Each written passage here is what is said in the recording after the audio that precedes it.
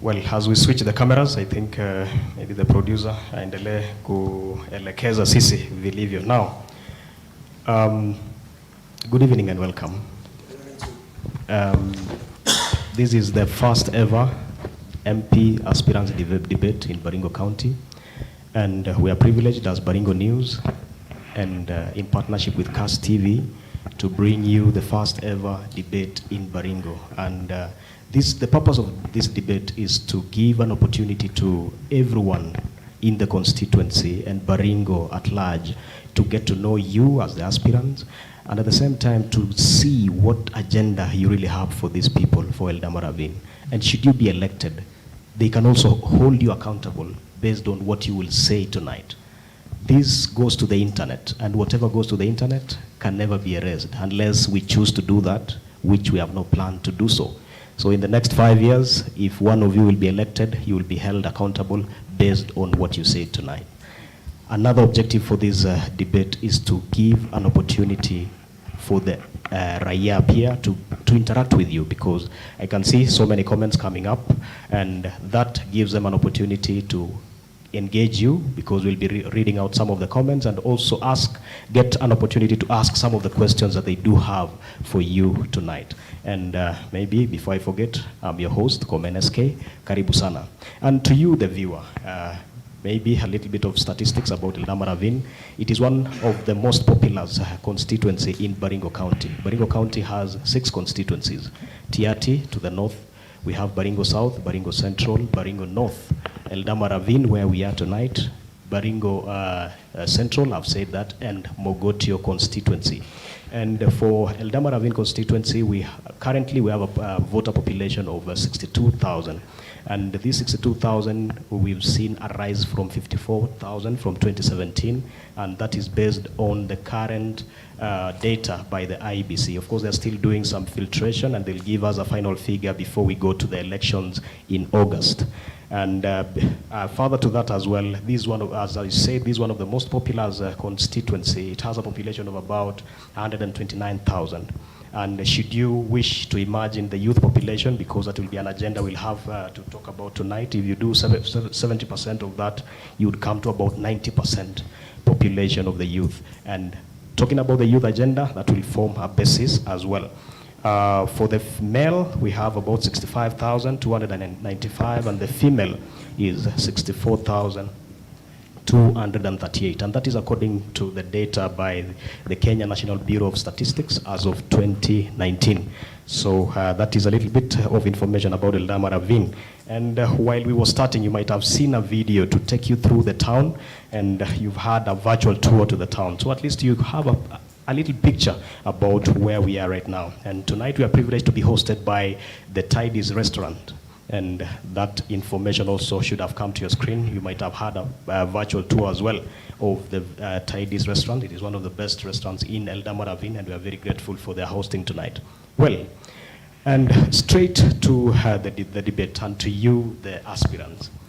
The purpose of this debate is to cover what your agenda is, and what you have, why you're running, and why people should entrust you should you be elected as the MP for Eldama Ravine.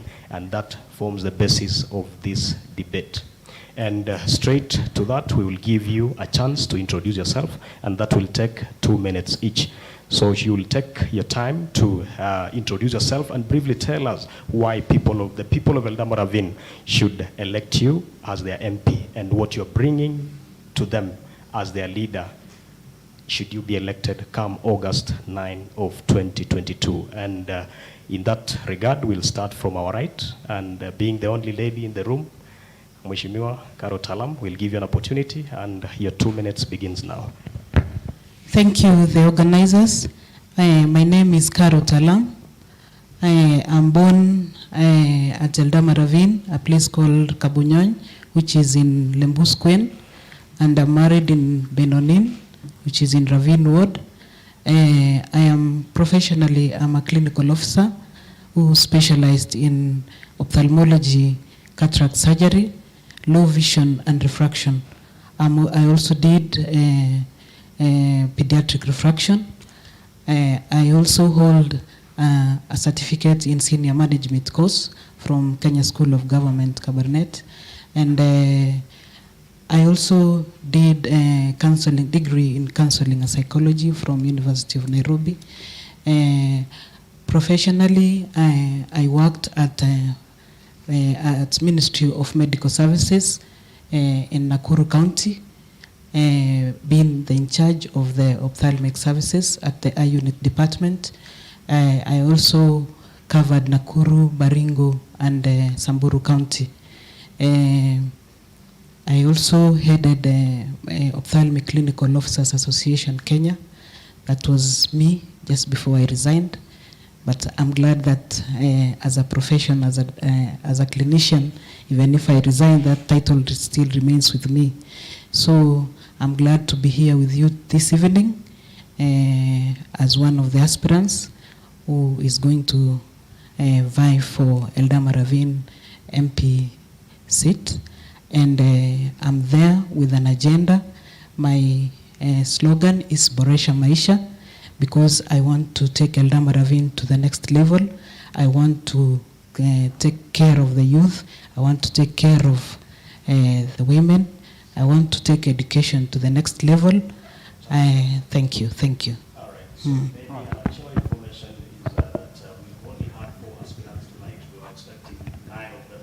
And maybe from the camera you must be seeing, you can see almost everyone is catered for. Not really almost everyone, but everyone who is vying for this seat has been given an opportunity to be here. So should they feel they can get in at any given time, then they can come in and join us during the debate. The only thing that will disadvantage them is the time, because we'll pick it up from where they will find us. So to my far right is Caleb, the seat for Caleb Kipchirchir. And of course, Caro has introduced herself, Daniel Kiprop, and Alas Kappa, and we have Edwin Kiptis. We are still waiting for them. Should they arrive, we'll be welcoming them.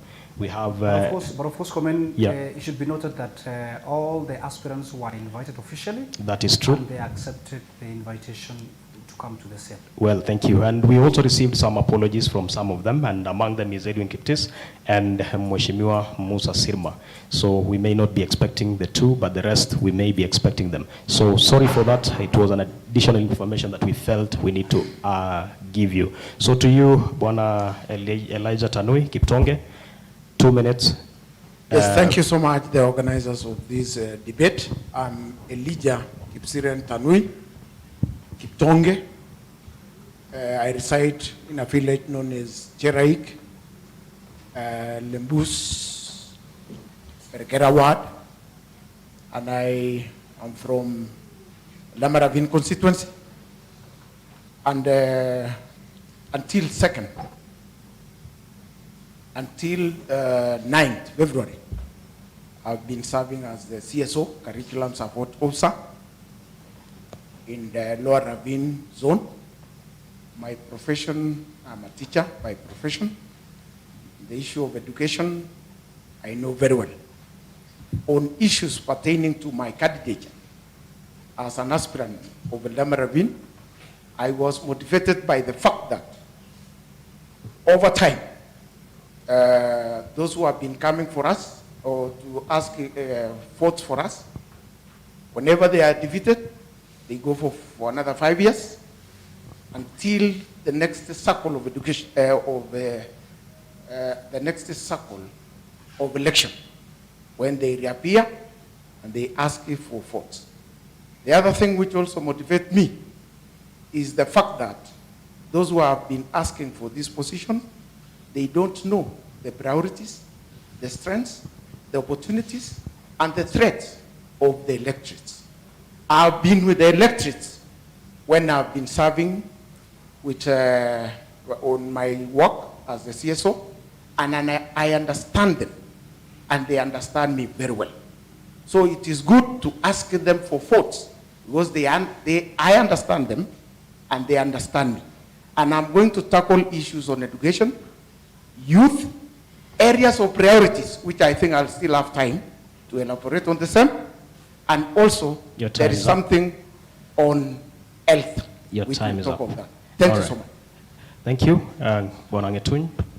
You have 2 minutes to introduce yourself and tell us why you feel you're well suited for this seat. Thank you so much, Komen, Baringo News, Kass FM, and Tidy's Restaurant for putting this together. My name is Emmanuel Ngetuny, a candidate for MP Eldama Ravine in this election under the UDA party. I was born and bred in Tumon village, Poror, Lembusquen ward, in this constituency. I'm also a resident of Eldama Ravine. I attended Poror Primary School and later Hemining High School, and later on Moi University to study hydrology and water resource science, and later on University of Caledonia, Glasgow, to study climate justice. I also have other qualifications around climate diplomacy, and I'm happy that I'm a candidate for MP Eldama Ravine so that I'm able to share my vision with the people of Eldama Ravine about why we need a leadership that focuses on the next generation and not the next election. And I'm looking forward to the opportunity to serve the people of Eldama Ravine so that we reorient the focus of the leadership towards the young people who form majority of the population and whom the baggage of the ailing economy really falls on. And I'm glad to have this opportunity to discuss many things, including climate change that is really causing havoc among our population, and many other sectors ranging from forestry, which should be the backbone of our economy, and youth empowerment and creation of opportunities for our young people. Other than that, I'm also an entrepreneur who has ventured in supply of construction materials in this county. Your time is up, Mheshimiwa Ngetuny. Thank you so much. Mutai, you can tell us why the people of Eldama Ravine should entrust you with the constituency, and why, what priority, or rather, what are you bringing to the table for these people? Thank you so much. Thank you so much, SK and your team. My name is Nixon Mutai. Born and brought up in a ward called Lembus Ward, currently residing in Lembus Perkara. I went to school, primary school, in a school called Tonyo Primary School, proceeded to Kabimboy High School. I have done my first degree, that's business administration, and proceeded to do my master's in business administration, specifically strategic management. I've worked in 2 institutions. One is an institution as a finance officer. Proceeded to my next station, that was Baringo County. I was part of that team that really initiated the transition for the county government devolution, and that is 2013, being the first chief of staff in the office of the governor. And for this seat, I feel I've been handling the 6 constituencies in terms of legislation, because we were forming a liaison office. We have engaged with the public on issues that touches the economic sector, education and all that. And that's why I'm offering myself for this candidature for the MP of Eldama Ravine, being possessing such experience in that field of oversight and all that. I want to believe that I'll be one of those that possess those qualifications that is required. So we will engage on issues that touches the youths, of course, the infrastructure and all that. So going forward, I offer myself for this position so that I give back to the community. Thank you so much. Thank you very much. Well, that was well taken. Now to our first agenda, and that will go to development, and this could be general, and we are looking at what you would be having as the top 3 issues in your agenda as an individual who is vying for this seat. And the question would go, what are the top 3 development concerns in this constituency of Eldama Ravine? and what is the justification, and how would you go about addressing them? What are the top three concerns in this constituency in terms of development, and what are the justification on how you would go about addressing them if you are elected? And you have 2 minutes, so we'll start with Carol. If elected, my top 3 agendas, the first one will be creating opportunities for the youth. As we all know that the white collar job, there are no opportunities at the moment, but my top agenda will be actually to lobby for 1 or 2 of those who can get opportunity to be employed by the county government, also in my office as a MP, and also by networking for them with other organizations, like NGOs, and also networking for them to get opportunities to work outside the country. And also, the other thing that I would want to do for the youth is by upgrading the already existing youth groups who have already done 1 or 2. We want to boost them by providing more funds for their activities. Another thing, I will categorize actually the youth groups depending on the work that they want to do. Those who want white collar jobs, I lobby for them. Those who want to do agribusiness, I will direct them in that line by boosting them in whatever they are doing, even taking them to colleges that they can train on doing modern agricultural activities. Those who already have businesses, I will also boost them by giving them a kitty that will help them expand their businesses. So that is one of the agendas that I have for the youth, and also encourage or pay for them for the... unfortunately, your time also is up. Yeah. So keep, to anyone who's speaking, or rather among the aspirants, keep watch on the time so that you don't miss out on the agenda that you, or rather that which you are answering.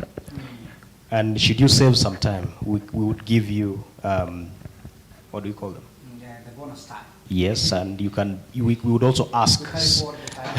And those 2 minutes is good time. Yeah. Don't be in a hurry. Plan your points as we go on. You can still catch up on the points that you missed out when you began the interview. Exactly, and should you finish your point within 2 minutes, we'll also do follow-up questions, which we can clarify something that you feel needs to be clarified. So to you, Elijah Tanui, what are the 3 development concerns in this constituency, and how are you planning to address them? Thank you so much. My 3 priorities, number 1 is on education. Number 2, on youth. Number 3, on there are areas of advantage, priorities to me. That is farming. That is crop farming and dairy farming. When it comes to education, I've said I've been with the electorates and I know their challenge. The first challenge is education. And the income and the expenses in terms of education is no longer comparable. So I'm going to create affordable education for the electorates. And the affordable education for electorates that I mean is that to empower day school. And I want to thank the earlier leaders because we have the infrastructure, we have day schools. What we are missing are the marks. So I want to go into every day school and make sure they produce quality grades so that we will have the options of our day schools, whereby parents can get quality education with very minimal grades. And in addition to that, we are going to give bursaries, full bursaries, for students who are going to attain marks of that quality that will join university. And that is 280 and above joining day school. On the issue of youth, and even I've started by doing something known as data capture. The earlier leaders, they have been telling us the youths are many, the youths have no jobs, and they don't have data to show that how many youths do we have. I've already have a database capture known as Kiptonge Foundation, and to my surprise, I got a student or somebody in the Elgeyo who is doing sports. Your time is up. Thank you. Bwana Kiptonge. So to you, Ngetuny, in 2 minutes, what are the top 3 development concerns in this constituency, and how are you planning to address them? Thank you so much for this opportunity. One of the major issues that I intend to tackle as a challenge for Eldama Ravine is unemployment for the young people. The other one is education. And the last but not least, is water provision. On youth unemployment, I have a youth empowerment program, which I named it Eldama Ravine Offtake Program, that has a multi-pronged approach towards solving this issue. One is by empowering the young people within the border sector, which is now the major employer of our young people. Another one is setting up a textile industry in Eldama Ravine that will seek to produce all the school uniforms worn by our children in school. Another one under the youth and employment is that program of mine that seeks to create opportunity for 50 young people every year to travel abroad and go earn an income through other activities that they will do there. Another one is water provision. I intend in the next 5 years to make sure that we amend the Water Act in Parliament to give county government more control of water, so we are able to control the Chemusu's water. Another one on education, I intend to upgrade 1 primary school per ward into a center of excellence where children from parents with lower income can have a good school where the kids can excel. Thank you. Well, I think you've saved some time, and if you feel you're satisfied, we can move to another person. All right. To you, Mutai. 3 areas of concern in this constituency in terms of development. Thank you so much. How you're planning to address them. Thank you so much.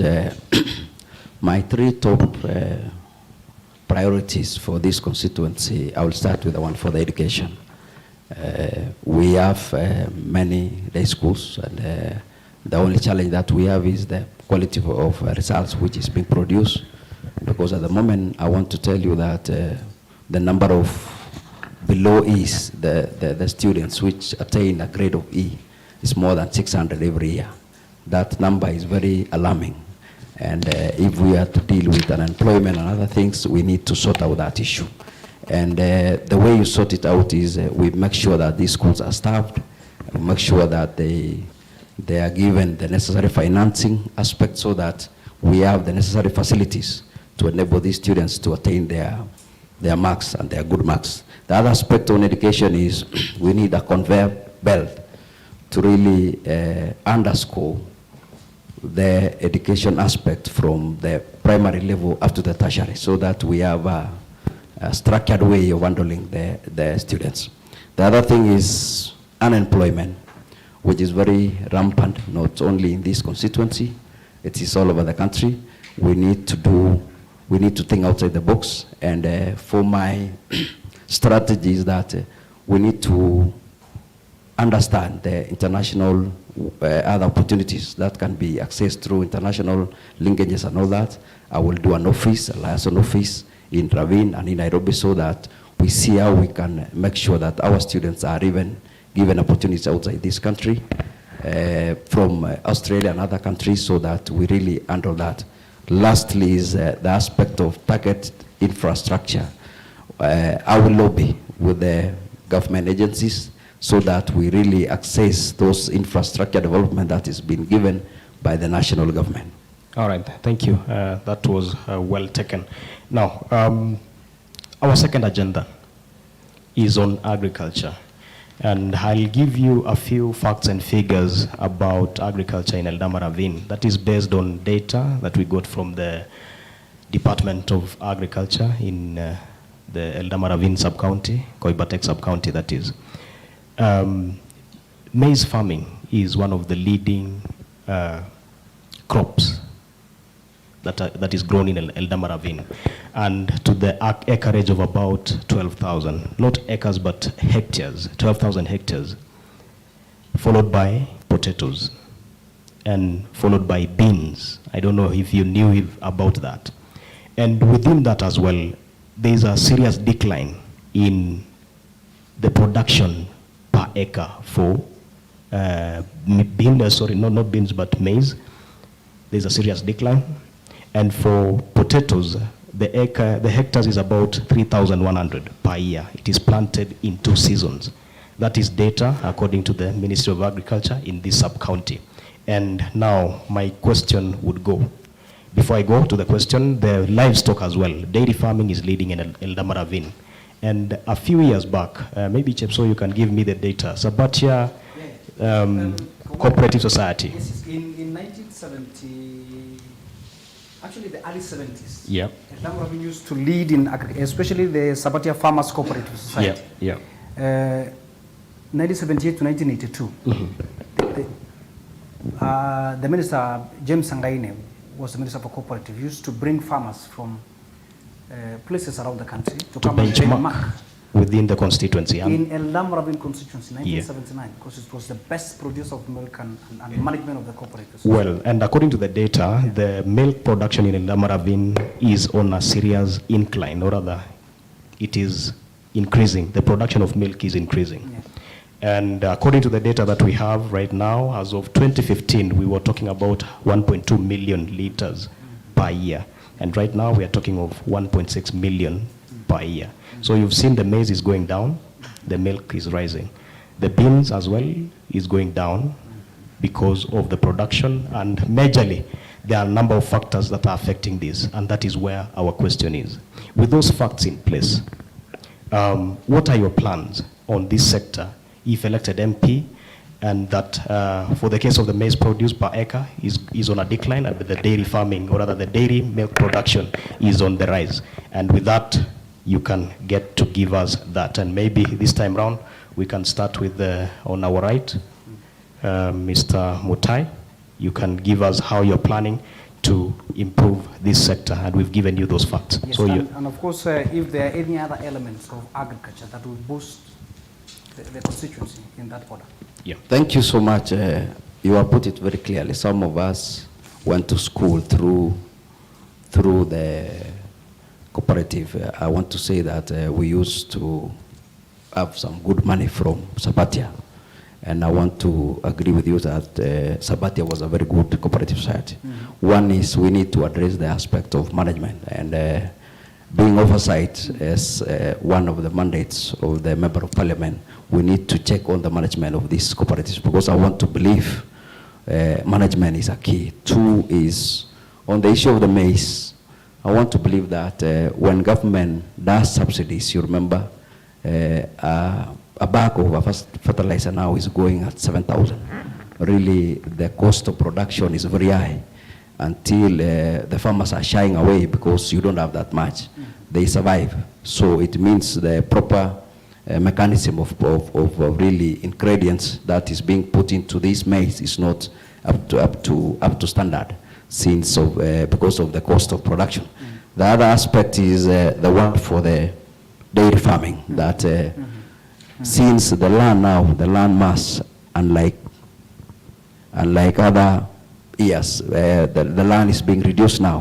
We used to have a massive acreage of land that we used to use for this dairy farming, but now it is being reduced. So what we need to do is really to increase a scientific way of managing this dairy farming, so that the output is really improved, considering the land mass and all that. So from that, we need our farmers to be trained, we need capacity building on them, and we increase a lot of collaboration with other agencies so that they assist these farmers in terms of productivity and management of these cooperatives. Well, your time is up, and I think and to the point. Yeah, maybe comment before you go there. Mutai, how much would you want to see the price of liter of milk in the Eldama Ravine constituency? We have a challenge because the market for the dairy farming is being controlled by monopolies, and that's why it's very difficult to really predict the pricing. What we need to do is to fix our policy so that we control this monopoly aspect of two companies running the whole industry. So if we saw that at the policy level, at the national level, we'll be able to have a very good markets so that we fetch some good prices for our farmers. Thank you. All right. So to you, Ngetuny, we had given the statistics, so you can just pick that up from where we left. Thank you so much. The decline of maize production over years can be attributed to two specific factors. One is the diminishing land resource, because we no longer have huge tracts of land. If you go back to the history of Eldama Ravine, the first land adjudication allocated an average of about 27 acres to a family. And, over time, we have subdivided that land. We now, a person like myself, if I were to inherit a piece of land from my husband, I would get something like an acre. So that cannot be put under maize production. Another factor is about the expensive farm inputs, and another one is climate change, the unpredictable rain patterns. So we can't do much about that. I think what we need to do is diversification. We need to move away owing to those factors that are really tricky to go about it. So diversification is key. We need to move into other agricultural practices that we can generate much from the little land resource that we have. When you come to maize, to dairy farming I think is an opportunity where we need to diversify more, and we can produce more by ensuring that we have uptake of agri-based technology around dairy farming. And I think under my leadership, I'll partner with county governments, because agriculture, as you know, is a devolved function. I mean, largely devolved function. And I think that we can be able to achieve under my program of setting up Eldama Ravine Leadership Forum that intends to bring together all elected and nominated leaders from Eldama Ravine, from the governor, senator, and all of us, so that some of these issues that are cross-cutting can be discussed at that platform. We need to diversify, like I said, into other crops like avocado, and I'm glad that many people are receiving that well. We need to go back to coffee. We need to go back to macadamia.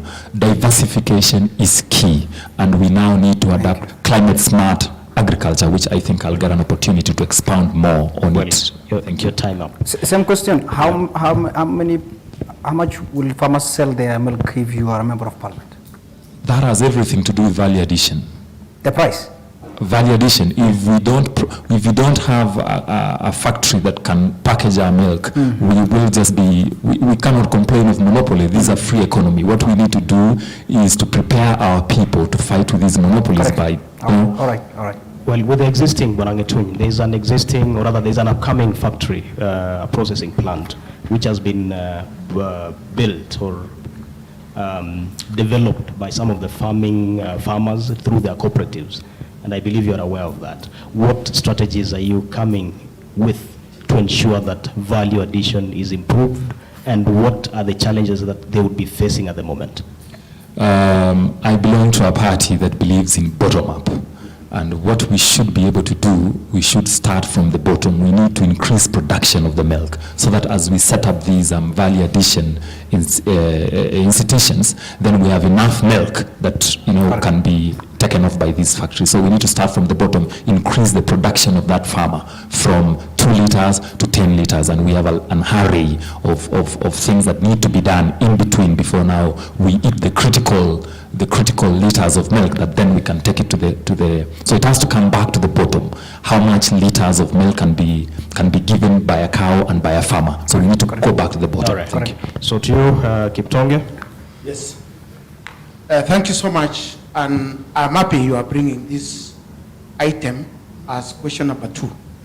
And as earlier said, I've said I'm the one who knows actually the lecturers, and they know me. And I want to put it this way. Agriculture is one of the challenges that we are facing. And that's why in your question number 1, question 1, 2, 3, I'm placing it number 3. And in agriculture, I'm a victim. Earlier, I had been harvesting over 1,000 bags per year. But now, even if you plow 1 acre, you cannot get 1 bag. in my area, the lower side. Reason, it is the issue of climate change. So the factor for us to increase maize is for those areas which are still favorable with the maize production. That is when we are going to put a lot of input there by reducing the cost of input to motivate the farmers to do more production. And then for our areas like Cherai, whereby you cannot realize maize, we have to adopt smart agriculture, whereby we have to move to other crops which are favorable there. For the case of dairy farming, the problem is the commercial feeds. The production of milk production of milk now, it is almost 25 shillings per liter, and we are selling milk at 30. So you see the farmer is getting only 5 shillings. So we need to go away from the commercial feeds to forage feeds, whereby we have to encourage our farmers to grow maize or to grow crops that will subsidize, will bring balanced diet to the animals. And that is the only way we have to improve milk production, by reducing the cost, by growing our own crops, and then improve the cost. Somebody said in some forum that what farmers are doing in Baringo is to struggle to keep the cow alive. Is that a representation of facts? It is true.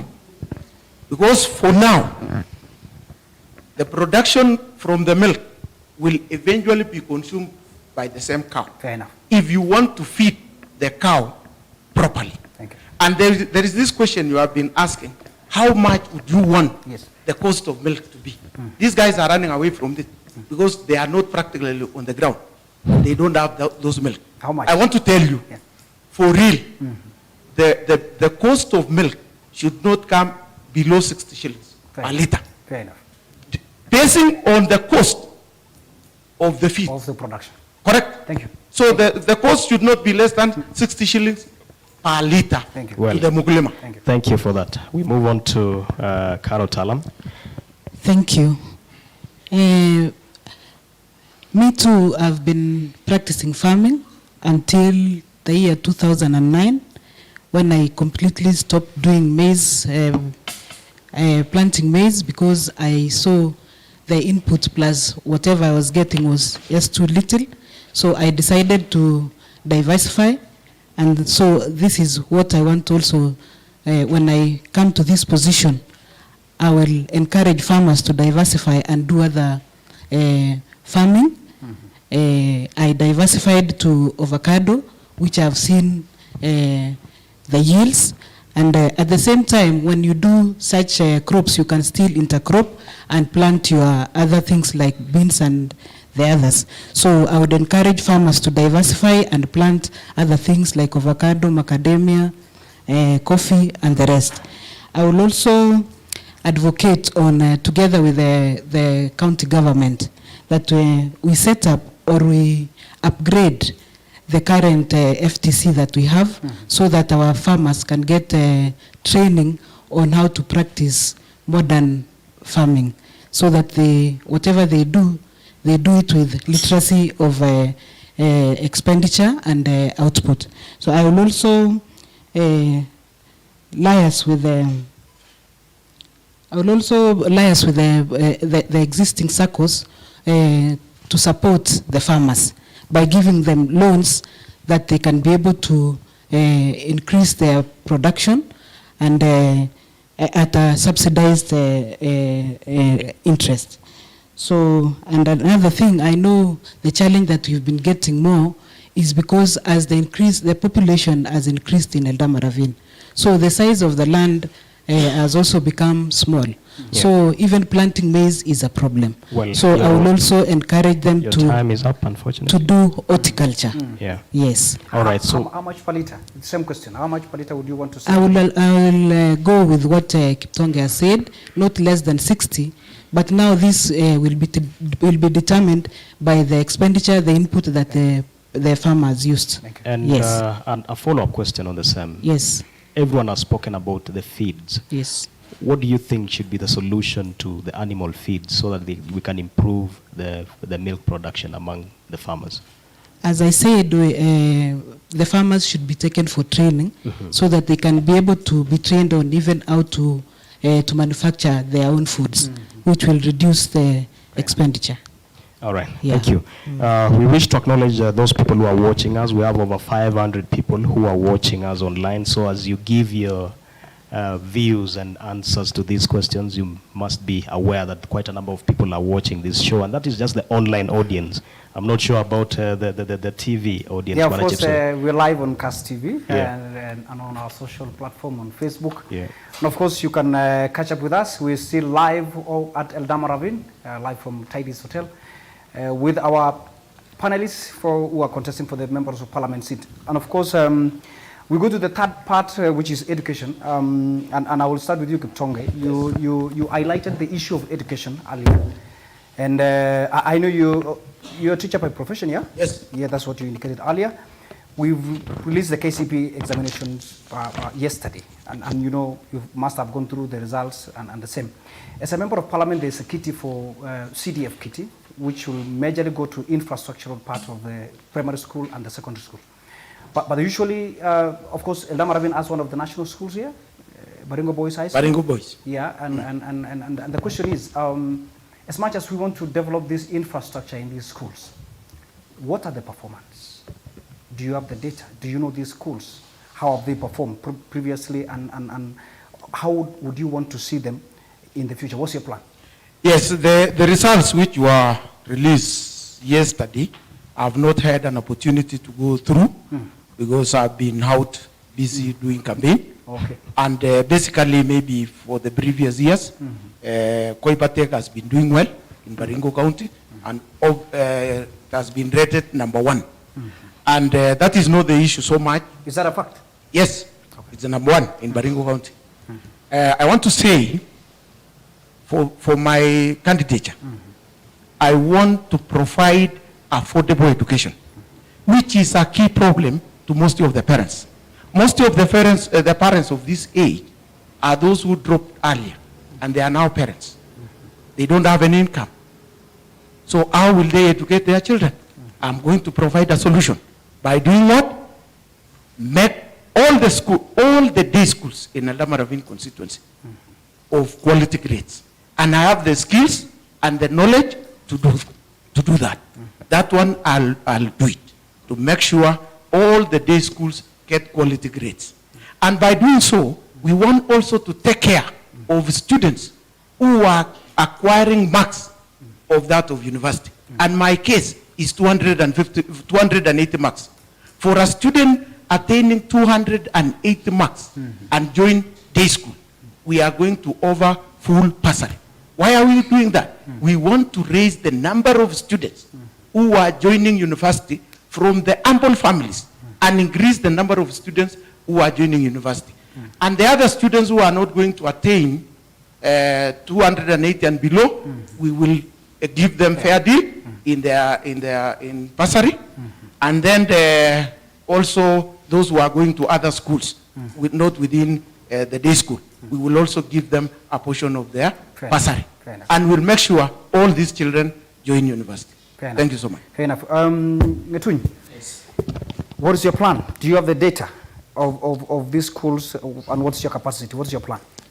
Not exactly, Yes. but what I understand is that we have had a decline in the quality of grades emanating from our schools, and that is attributed to many factors. Our Eldama Ravine schools, are not doing well because one, we don't have enough teachers in our schools, and that can be attributed to something happening that I intend to fight as a member of parliament. In our neighboring constituency, Mogotio, teachers get hardship allowances. But Mogotio was once Eldama Ravine. So when you come to a school like in Esageri, which is not in Mogotio, they don't get hardship allowance. So what we get is drain, what we call brain drain. Many teachers prefer to teach in the lower side than in Eldama Ravine. So I need to address that, but ensuring that Eldama Ravine, because of that problem, the teachers also get hardship allowance so that we don't lose a lot of our teachers to that lower side. Another thing that we need to be mindful about is that the infrastructure of our schools, we are headed into the CBC era. So we need to have infrastructure in our schools that are CBC compliant. We need to look into the future, and that is why I talk about the next generation, not next election. My competitors here will talk about the schools with the mindset of the curriculum that is now, that is now being undertaken, but not mindful of the CBC. So we need to invest in infrastructure that is CBC compliant, because that is where we are headed. I talked about improving our schools, upgrading one primary school per ward into a center of excellence, because there's something that is happening here. The well-to-do parents in the society take their kids to these academies, leaving the poor parents to struggle with the public schools, which number to about 96 primary schools, so that have been left at the mercies of parents without ways of managing it. So we need to bring back the era of glory in our primary schools, and that is by investing more. When you go to secondary school, for instance, I think there's something that the current leadership started, that is by ensuring that we have one day school per secondary school, that is boarding that we have, as a way. But I think I had some minutes that so I can utilize those, right? So what we need to do is to ensure that we complete that phase of ensuring that for every boarding secondary school, we have day secondary schools to lower the cost of education. We may not have enough bursaries to educate our children, and that is where we go back to empowering our parents by increasing production of what they are doing, so that they are able to pay school fees for their parents. Because as a member of parliament, I can only work with the CDF that I have, promising even that we will educate all children. Where do we get that money from? It comes from the same government. Thank you. Well put. Mheshimiwa Karo, are you happy with the education in Eldama Ravine? Not really. According to our performance, over years, we've been going down. And I think because of, it's because of the infrastructure, which we should, when I get opportunity to serve as the Member of Parliament, those are among the things that I want to come and do by improving the infrastructure. We increase the number of classes. We renovate the ones which are existing to be more favorable for the pupils. And again, for day schools, I would propose that I will add more day schools on top of the ones that are existing, which will be more accessible and affordable to the parents and also accessible to the students. So I think that is majorly what I'm going to look after. And again, I plan to also extend the existing schools by putting up or establishing special need classes so that they can cater for the vulnerable group, those who are disabled. So I also plan to do that so that we are not leaving them out. Yes. Thank you very much. Mutai, you have the last shot on this question. You mentioned something about the allowances in Baringo County. I am aware, actually, there's a policy which has been passed and as a council, many parts of Baringo County from civil servants getting allowances. Are these hardship allowances? Are these the motivating factors to make our education better? Thank you so much. I think we are talking about, as a member of parliament, you will be dealing with the primary level and the secondary level. My take here is we have enough secondary schools. What we need to do is to work on what we have now. Before we add other more, we need to work on what we have. We need to invest on the existing so that we betterment for the betterment of the facilities, and with that we will definitely achieve the required quality results. The other thing is we need staffing, because I can tell you the kind of the teachers that we have is not sufficient for these schools. You find a school is being created and the head teacher of a primary school is leading the primary school, the secondary school. Really what we need to do is we reform the existing day schools before we add more. And because TSC will not invest their teachers in some schools where the catchment is around 40 students.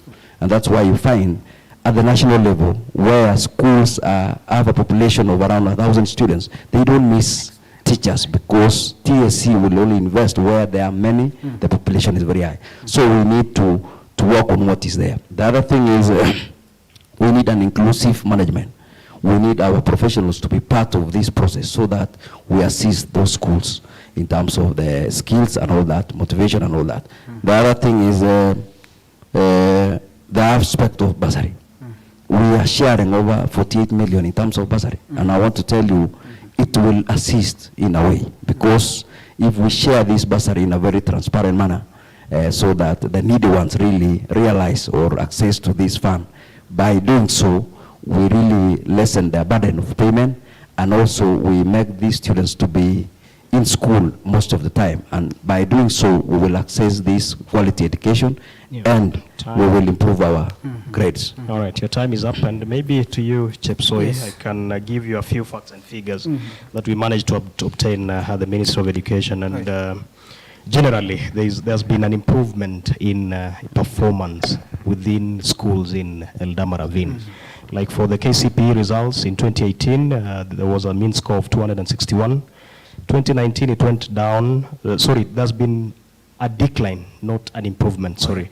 So 261 in 2018, 259 in 2019, and 256.95 in 2020. So Clearly it's coming down. it is coming down, and the strategies that you've given, we believe they would also be tallying with the challenges that the ministry is giving.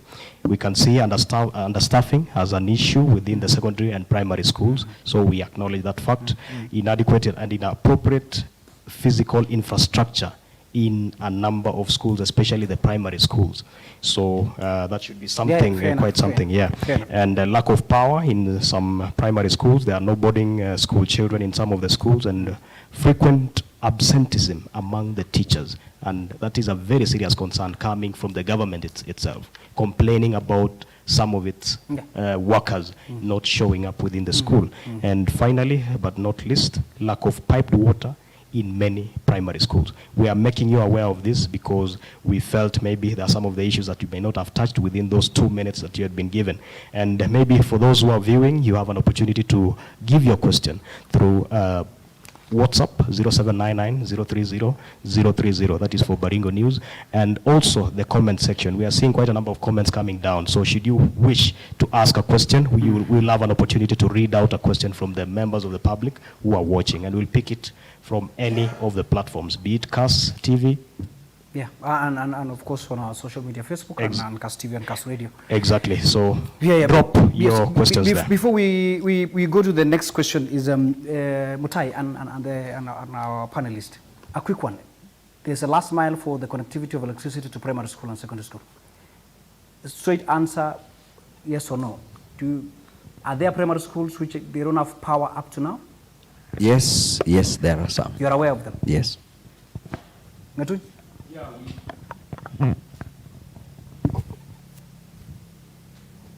Yeah.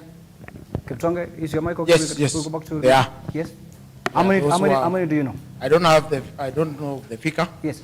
But I know one of like Naitil. They don't have power. Okay, we have. What are the reasons why there's no electricity in Laikipia? And I know it's accessible. But they were given alternative source of power. Okay. And those are the solar panels. Okay. So maybe moving forward, they have to be connected. Moving forward. Yes. Carol. Yes, I know of one. Yeah. Yes. Why is it that there is no power there? I can't answer that. Do you have a solution for that? Yes. You do? When I come to power, yes. Oh yes, we have a dozen, and I think these has everything to do with the pace at which we increase our schools is not matching with the rural electrification program. So I think what we need to do is to ensure that we match the pace at which we build the new boarding schools or the new day schools with now the electrification program by government, and this can be achieved by adapting to alternative energy sources. We don't have to rely really so much on the traditional hydro. Yes, come on. Well, there's an interesting. I don't know if I can ask a question. Yeah, please go ahead. Because from one of the colleagues here on education, we have had somebody saying we are going to make one school, Center of Excellence. Excellence, yeah. You heard that? Yes, we heard that from Getuny. Okay. Yeah. Considering, let me bring an example of a zone, like lower, or not a zone, but a ward. There is a ward with over 20 primary schools. How will you identify that one from the 20?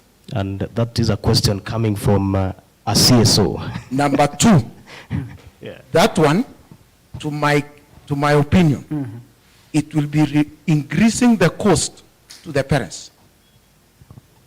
Because for you to move children from point A to that school of excellence, it will require transport or boarding, which will be kicked back to the parents. But what I was doing myself as a CSO, I made sure all the schools in the zone attain quality marks. And by doing so, every parent will be able, or every child will be able to attain quality grades from the proximity of his home. And that is the way to go to me. Okay. Empower all the primary schools, day primary school, to produce quality marks. Thank you. That's a question from the curriculum support officer. Bwana Ngetuny, what do you have to say? Your formula might not work from the experience of Mr. Kiptonge. Oh yes, that's a good question. I think Mr. Kiptonge should have understood the meaning of a center of excellence. This is where exchange programs happen, because you have to start from somewhere. If you want to improve the quality of education in Eldama Ravine, you have to start from somewhere. One center of excellence per ward, so that the others can learn from. You know, center of excellence is where people can borrow ideas, exchange ideas. Fair. He's talking about resources to be able to achieve that. He's forgetting the cardinal responsibility of member of parliament, and that is for lobbying for more resources. If we had such an idea, we couldn't be having Alliance High School. If we had such a mindset, we couldn't be having all these schools that are centers of excellence. Fair enough. We need to have, you know, Fair enough. brains that can expand beyond the ordinary. Thank you. Fair enough. That's still all efforts goes to the child of Eldama Ravine? Yeah? Yep. Yeah. You have some comments? Not for now. Maybe you can continue with the next agenda. Let's go to the infrastructure. Mheshimiwa Karo and of course Mheshimiwa Kiptonge, Ngetuny and Mutai. For the last 10 years, Eldama Ravine has never benefited from infrastructural part, especially the tarmac road in Baringo County. Other constituencies like Mogotio have benefited from for the tarmac, although still under construction. The Mogotio, Kitur, Sanana and Kamukunji Road. In Baringo South, there's Karandi and Marigat Road, and of course in Baringo Central, there's Riwo, Kasusit, and of course there's Serotonin, and of course downwards to Kambia Samaki in Baringo Central. That you say they will benefit. Of course, they have another road from Tenges through Cheplambus, Mogoruo, and Ainamoi. And of course, there's a tarmac road from Ainamoi to Barwesa for Baringo Central again, and Baringo North.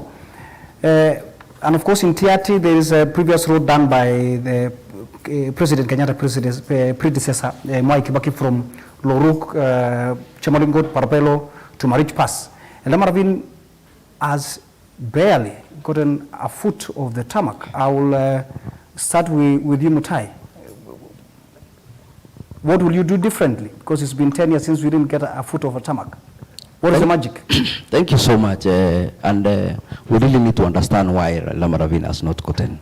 I'm not justifying the reason, but a place like Tiati, you can use a Maram road for 100 kilometers. Really, if it is a fair distribution of resources at the national level, we really need to appreciate that. But I'm not saying that we should not get our share as Eldama Ravine. What I'll do as a member of parliament is to liaison or to lobby through the relevant government agencies of the Kera and Kena, so that really we get our share. We have some very productive areas of our constituency, like the Lembus ward, that is the area of Kiptuno, that is Boror Kiptuno Road. That really connects even to the other constituency. So we need to work on that. And I want to believe leaders are talked about much about that road, Yeah. and nothing has done. It's So one of what the I want to promises. say is that going forward, we need to actualize that dream for Eldama Ravine. So for me, I'll make sure that we really work on that aspect of getting more infrastructure into our constituency. The other aspect is we need a lot of relationship. We build a lot of relationship with the national government so that when we go for these programs, we are part of it.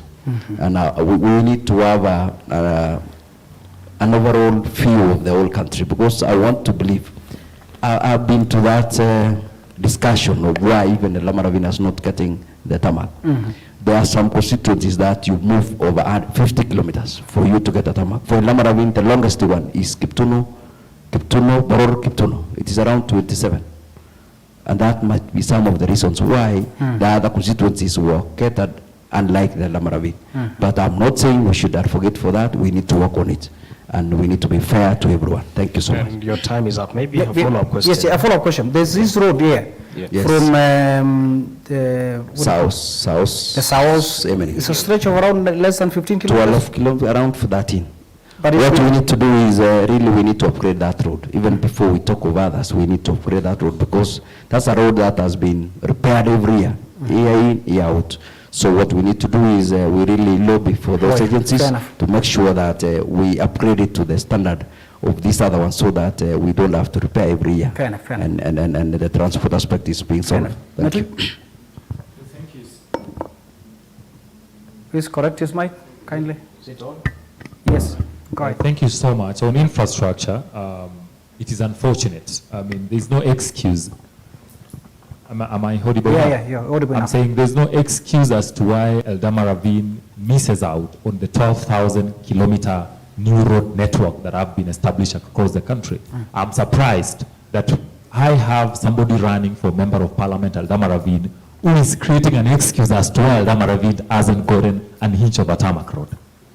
As a member of parliament, I will fight for tarmacking of at least 100 kilometers of our roads in Eldama Ravine. And other than that, we need to upgrade the roads that we have. You know, the road that we have from Junction all the way to the highway, that is a low-class road. So we need to upgrade it to enable it to carry more tonnage and therefore enable more businesses here. So other than that, we also, and I hear somebody saying we need to partner with national government.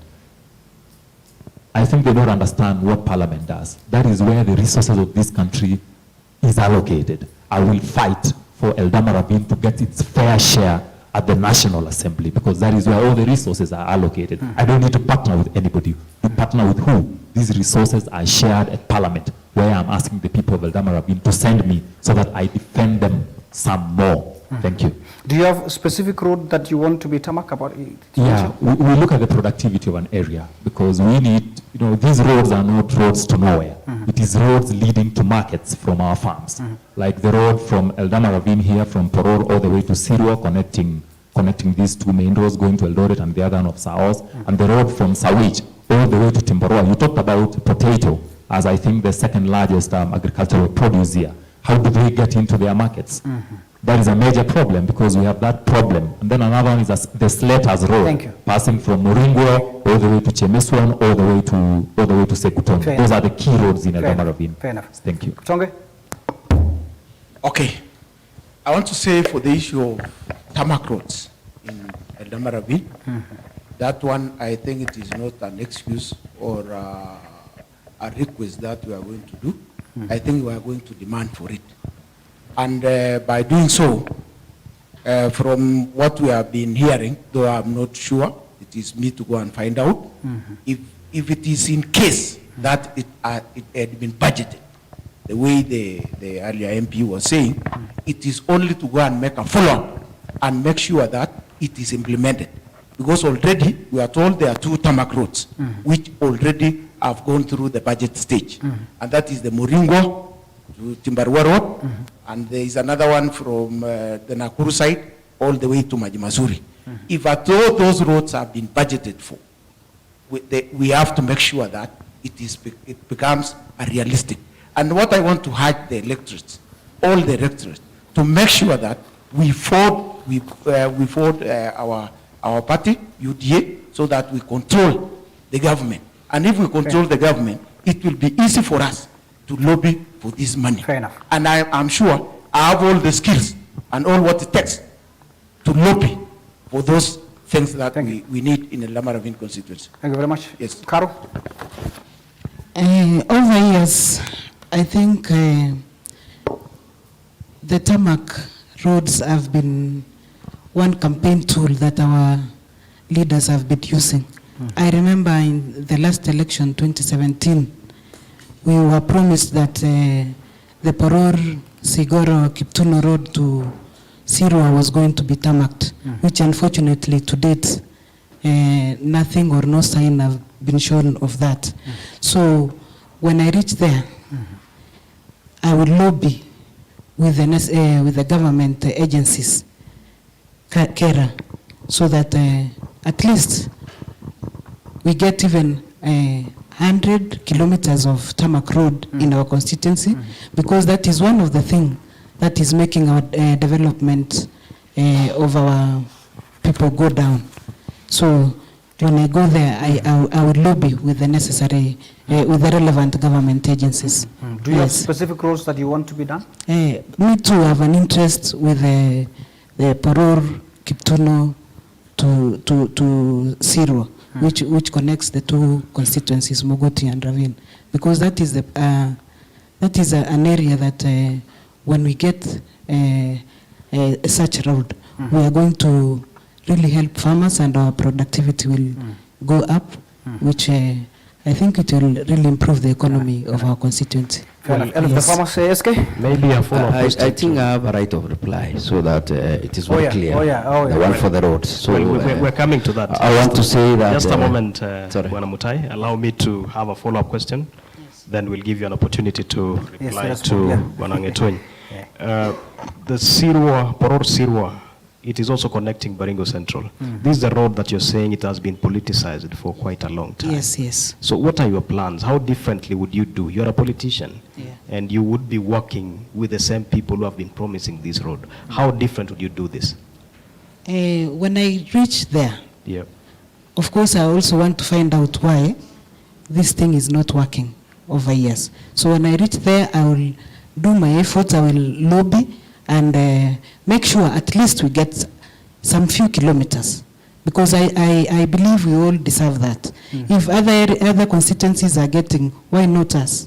All right. Yes. And to Bwana Elijah Tanui, you didn't get an opportunity to give a specific road that you wish to sort out. Okay. I think those are the specific roads are already the ones which are being budgeted, because we don't want to alter if they are there, and also the Kiptuno, the Kiptuno Sigoro road, Poror, that one also of great priority. And the issue we are considering is productivity. How much will this road be done? And then this one also of South, it has to be upgraded. Reason, we have a lot of drugs, not the lorries, which are carrying blocks from Tolmo, and we don't want to change that route. It has to use the South main road, so that it has to be upgraded to accommodate that load. All right. Yes. And to you, Mutai, an opportunity to respond to... Thank you so much. I need also to correct some of us, so that because I think we have even some people who have not been engaged in budget processing for a government. So it is also good to forgive them, because there is a process. You do not want to tell me that when you reach there, the money is there. Some of us have done a budget for a county for up to 6 billion, and I want to believe there is a procedure to follow. And that's why I was saying it is lobbying. You don't have to think that we are given an excuse. We will lobby for that money, but using the procedure which are there. And I understand, and I want to believe it's good to excuse yourself when you have not been engaged, or you have not been part of a process of a government budget. It's also good to understand that. Maybe one question. Yes. This process you're talking about, does it have to take around 10 years to be implemented? I'm not saying that way. And I don't want to give excuses for those who have been part of us. I'm saying we need to lobby. We need to really find out why we have not been given. But the process of a budget the government is another story. Oh. Talking it and doing it is another story. Fair enough. Well, and Getun, you seem like you have something to say. 10 seconds, please. I don't see where a process of a budget comes in lobbying. Our neighboring constituency here, Elgeyo South, you know, or what do we call Chepkot's constituency here, they have close to 400 kilometers of tarmac road, one constituency. What budget process did they have to go through for That's that to fair get enough. that? Fair enough. We just need to do enough. the lobbying, and that is Okay. the role of a member of parliament. No excuses, because All right. Thank you. I think, Excuse me. Yes, Carol, you have something to say I before? also- Time is not very good on our side. Yes, Carol? I also want to comment on what Mutai has just come up about the budget. If it is a matter of budgeting, the other constituencies got their allocation. That means there was no budget for us, or what? I That's guess the Mutai question. is not a sitting member of parliament, so we will excuse him for that. Okay. yeah. Well, so it's all about lobbying, and we've heard that. So we will give an opportunity to those who are watching online, and we'll give an opportunity to only one person, or rather to one question. And there's a question by Stella Kericho, and that caught my attention because she's worked with the county government, and I believe, Bwana Mutai, you work together in the county government. And her question goes like this: Chemususu water, what will they do to ensure the people of Ravine benefit the most out of it? Water is going to Nakuru. I'm trying to ensure that the flow of the sentence goes like that. So, of course, water is a devolved function. Yeah. But it is a concern to the residents of Eldama Ravine. Right now, as should you be elected an MP, be sure that question will be asked. So maybe we can start with you, Mutai. What would be your plans to ensure that the people of Eldama Ravine make the best use of this water? Thank you so much. And I want to say that this is a project that we were lucky to be given. This is the only project that is a Eldama Ravine Constituency, a project of more than 5 billion shilling. What we need, the questions we need to ask is the designs that was done. Because originally the dam is sitting within our constituency. How comes that the designers of the project left some other parts of this constituency, especially the lower level, the lower region where the gravity can work? The other question we need to ask is what happened with the Upper Chemususu project? Because there was a project that was done to target the upper part of this constituency, because it's on a higher level, so we cannot use the gravity water. So what I'll do as a member of parliament are those questions I will have to ask, because the designers of the project was to cover the entire constituency, even before we go to Mogotio and maybe Nakuru. So those are the things that we really want to ask. We have a challenge with the upper part of this constituency. Doesn't have water completely. Completely. Even if you go there, the right of Torongo, Tuko, there's no water. So what we need to do is to follow up on what happened with the Chemususu project, so that we make sure people access water on the other side. Well, for this other side is the design. Yeah. Are we covering all our entire catchment on the lower part of it, so that we make sure everyone access this water? Because I want to believe this might be the only project we have in terms of dams. Yeah. I don't believe in the near future we'll have another dam. It could be the only last one. Fair. So for me, I'll go and make sure that these catchments must access water and ask questions. Why was it not done? Well, thank you. Getun, what do you have to say about that? Thank you so much. First of all, Eldama Ravine was not lucky to get Chemususu water dam. We deserved it because we are members of this Kenyan community. The next thing I would want to say is that the problem of water provision, and especially Chemususu, has everything to do with the entire legal regime, and that has everything to do with the Water Act of 2016. As a water professional, the first thing I'll do in Parliament is to seek to amend the Water Act of 2016 and align it with the Constitution of Kenya. Schedule 1 and Schedule 2 of the transitional clauses talk about the responsibility of national government and that of the county government in management of water. The Schedule 2 gives the county government the authority over provision of water.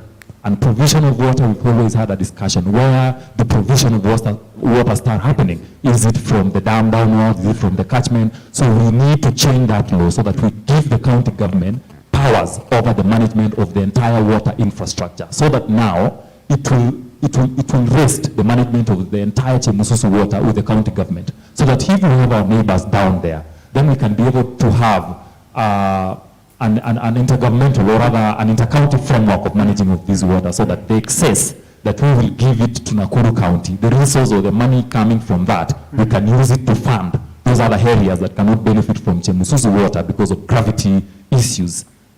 To me, that is a legislative issue, and it squarely falls under my responsibility as a member of parliament. The first thing, to amend the Water Act of 2016, to align it with the Constitution of Kenya 2010, to give the county government powers over that water. Thank you. Does this affect the complementarity between the national government and the county government? Is this the reason why we have this delay? Because I remember the SK, when the Cabinet Secretary for Water, Cecil Kariuki, came here mid last year, he said by 1st December, which is last year, we should have water. Is this? Oh yes. I was, just to say, I was the director at the Chemususu Water Company during the first county government of Baringo.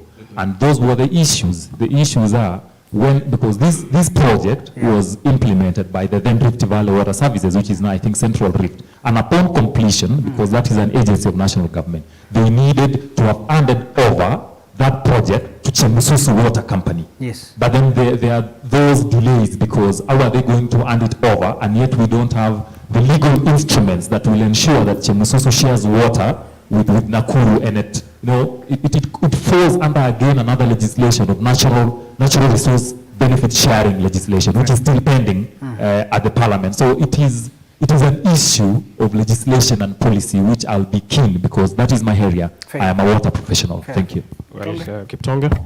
Okay, thank you so much. For the issue of Chemususu water, I think with the existing legislations and the law, the Chinese are done with their work, and that is the main. They have tested the main, they have tested all the tanks, and they are working. The issue now is to supply or to distribute to all the citizen within those mains. And I think soon that company which has been managing Eldama Ravine waters will take over, and then the issue now is to distribute. So we are going to, given the opportunity as the MP, we are going to work together with the county government and all the NGOs that are available to support us. We will write proposal to NGOs to make sure that they supply us with water pipes, because the issue is water pipes and manwork, so that the water can reach electorates of Eldama Ravine.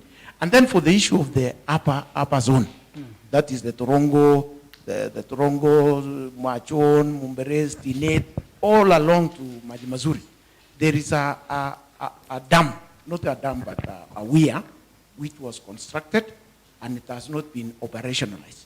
If I'll be given an opportunity, I'll make sure that weir, which is at the upper part of Torongo, make sure that supply water to those areas, which they can, up to the area of Machon, Tinet, all that. And then the other areas which like that one of Tambaras, Sekuton, those areas of Majimazuri, I think we are going to consult experts on water to advise us on the way forward, on how these people are going to get water. And if we get the expert, they are going to write proposals. Having developed proposals, we will look for the NGOs to fund water and make sure there is water in those areas, the upper zone of Eldama. Your time is up, Bona Thank you. Elijah. So we go to Caro, and we'll have one question from the public, then we'll go on a break. Okay. I think it goes without saying that it is very unfair that the Chemususu water will just pass us by. And to me, I will go back to the drawing board and work together with follow up and work together with the framework, the stakeholders who are all involved in this Chemususu dam, so that I ensure that our people get water. So basically, I will do a follow-up and work together with all the stakeholders. Yes, thank you. Carol, is it fair for people of Eldama Ravine to have stayed for this long with this water within the tanks in Eldama Ravine? Not fair at all. That's why I started with my statement that it is unfair that the water that is going to pass us by to the next county while our people are suffering. Yeah. Well, a final question from the public, and this one is majorly on drug abuse. And the concern is coming from Christine Bonet, and I believe Christine Bonet is one of your constituents. She's saying on social issues, please allow the aspirants to tell us how best they can deal with alcohol and drug abuse among our youth, starting from Shauri, I believe it's one of the villages here, and Kisaget, that has become a den extending to Tumon. We have lost young lives at Kursalal. And extending to that, there was also another question from someone which has a connection to the same, how we would be planning to deal with the cropping up informal settlements within the urban areas. So you can deal with that. And we've not had an opportunity to start with Ngetuny on any of the questions. And in this, we will just take a minute for that. What would you do with regards to that, Ngetuny? Thank you to Ms. Bonet for that question. This is a menace, actually. And as a young person, I think I'm the youngest of all the competitors at 30 now. This is a problem affecting young people of my age. We need to, again, apply a multi-pronged approach. Number one is to salvage, because it's an emergency. So we need to have a rehabilitation center here in Ravine to salvage those already who are lost in this, in this alcoholism and abuse of other drugs. The second one is to do with dealing it on a long term, creating opportunities for our young people, because this is actually caused by idleness and frustration and depression.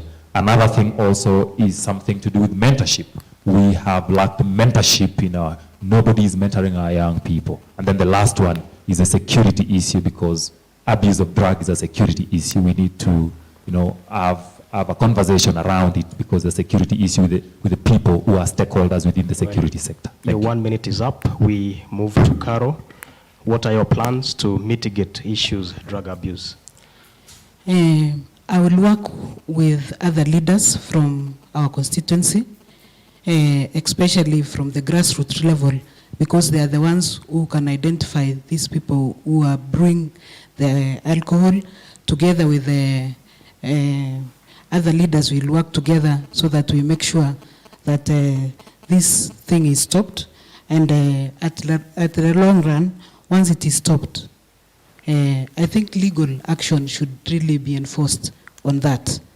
And eventually, for those who are already affected, I would also go with putting up a rehabilitation center. I think we don't have that, so that we can help those ones who are already addicted to this. Well, thank you to you, Mutai.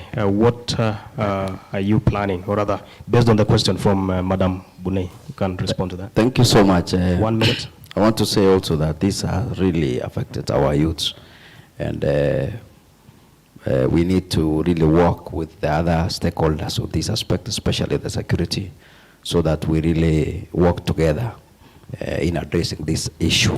We need to support our security agencies in terms of really fighting this menace, because that is their core function.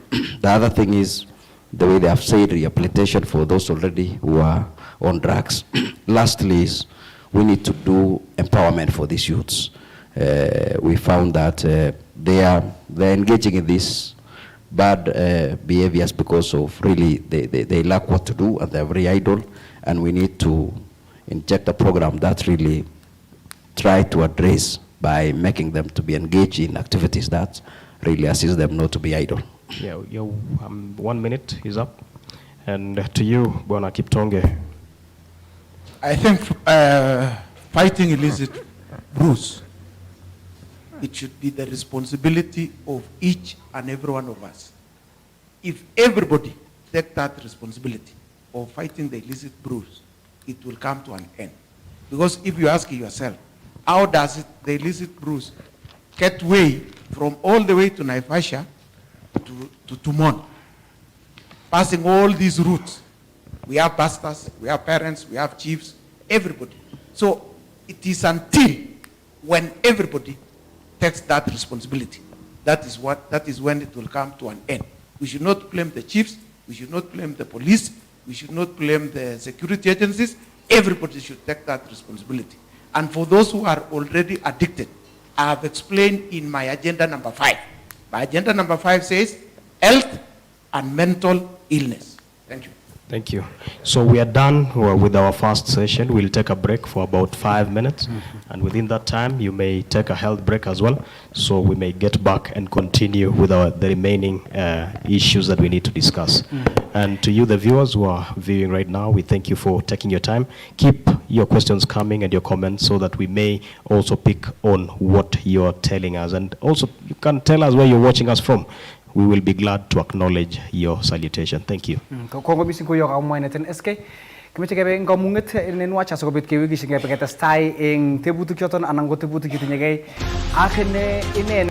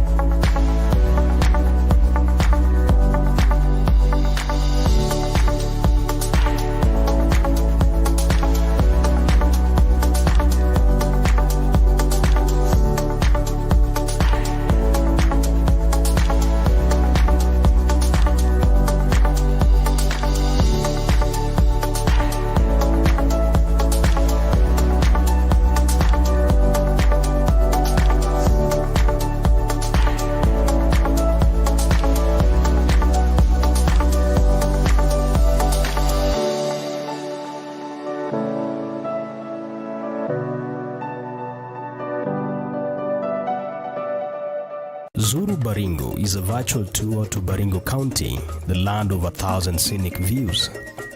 This segment is brought to you by the Lake Bogoria Group of Hotels, led by the Lake Bogoria Spa and Resort in Marakwet,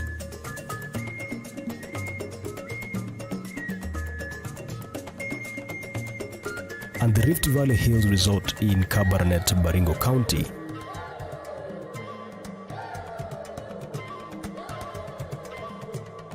Karibu Baringo.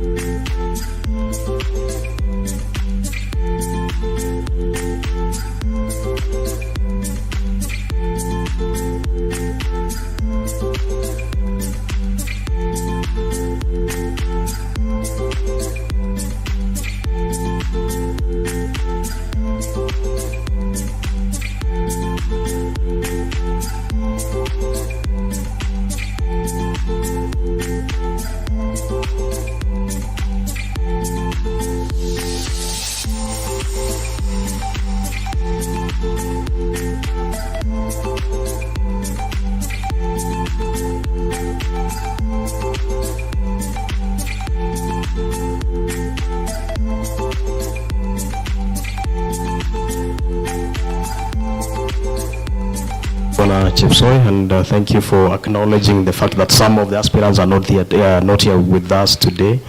Two of them have given apologies regarding them not attending, that is Edwin Kiptis and Mheshimiwa Musa Sirma. The rest we've not heard from them, despite the fact that we invited them. And this plan has been happening for the last more than 1 month.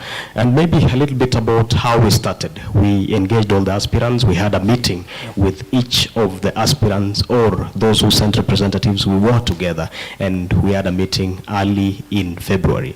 And moving on, it's been a build-up of activities up to where we are. And this is the first debate for the MPs in Eldama Ravine and in Baringo County, and probably also in the North Rift. Yeah. Oh, the whole country. So then that's an honor, and we are taking as a county. They used to say the district #1, and maybe we can call ourselves county #1, though there is a 001 elsewhere. So it is a thumbs up to those who have managed to show up. And if we didn't have an aspirant attending tonight, this event may not have happened. So we are really grateful for those who honored the invite. And going into the second session, we would be looking at about 4 issues. Yes, 4 issues. And somebody told me, SK, is it probably, I know they are fluent in English and American, yeah, so I don't think it's about the matter of English or something like that. To the aspirant who didn't turn up, I don't think it's about the language. We will not. Union and ask them to speak in Kalenjin. Well, during the preparation, we were very candid about the language that we would use. So no one, I believe, no one really excused themselves on that basis. All right. So we'll be dealing with 4 issues, and myself and Chepsoi will be alternating on each and every issue. Each of the agenda that we'll be asking you about will give you 2 minutes, and as agreed, there's a timer that you will be looking at, so you may time yourself and give the exact points and not missing out any. Thank you. So to you who's watching online, I could see someone who asking for a clarification on the WhatsApp number. It is 0799 030 030. That is 0799 030 030. That is if you wish to ask a question. And you also have an opportunity to ask through a video. So you can pre-record and send it. We will play it live as you ask your question. Now, moving on to the second session, youth and unemployment. We had a privilege as an organization to visit the Department of Social Services, and we found out a few facts about the youth in Eldama Ravine, and we'll share that with you. When we were beginning the show, or the debate, I gave you some data about Eldama Ravine. We have a population of about 129,000, and if you do 70%, assuming 70% of the youth, then we would be talking of a region of 90,000 youth in this constituency. At the social services, there are about there are a number of youth groups that have been registered, and the estimates are in the region of about 400, and the active ones are about 200. Those are youth groups, and these youth also are engaged in the border business. And my question now goes, the youth and unemployment is one of the biggest issues the people of Eldama Ravine are struggling with. Parents are equally concerned as their youthful children who have acquired an education may not be having a job and they're staying with them at home. What do you think is the solution to this crisis? And we also acknowledge the fact that each one of you, when you are given an opportunity to highlight the issues that you would want to attend to, the issues of youth were highlighted. Maybe we can only give you a minute to give a solution to this. And we've given you a few statistics. You can ride on that. And we'll start with Bwana Kiptonge. Yes, thank you so much. As you have said, the problem of youth is real. And I want to say that given opportunity as the area MP, I have a plan. And I've already started by collecting database from the youth, which has been a problem over time. We have never had a database to show or to give us guide on skills, opportunities, career, creativity, sports, and talents. So what I have started is to have a database portal, and I'm happy so far, 7,000 youth have already submitted their data. This one will inform us on what to do on the way forward. Because if you don't have the database and you don't have the skills, you cannot match with what is the opportunity.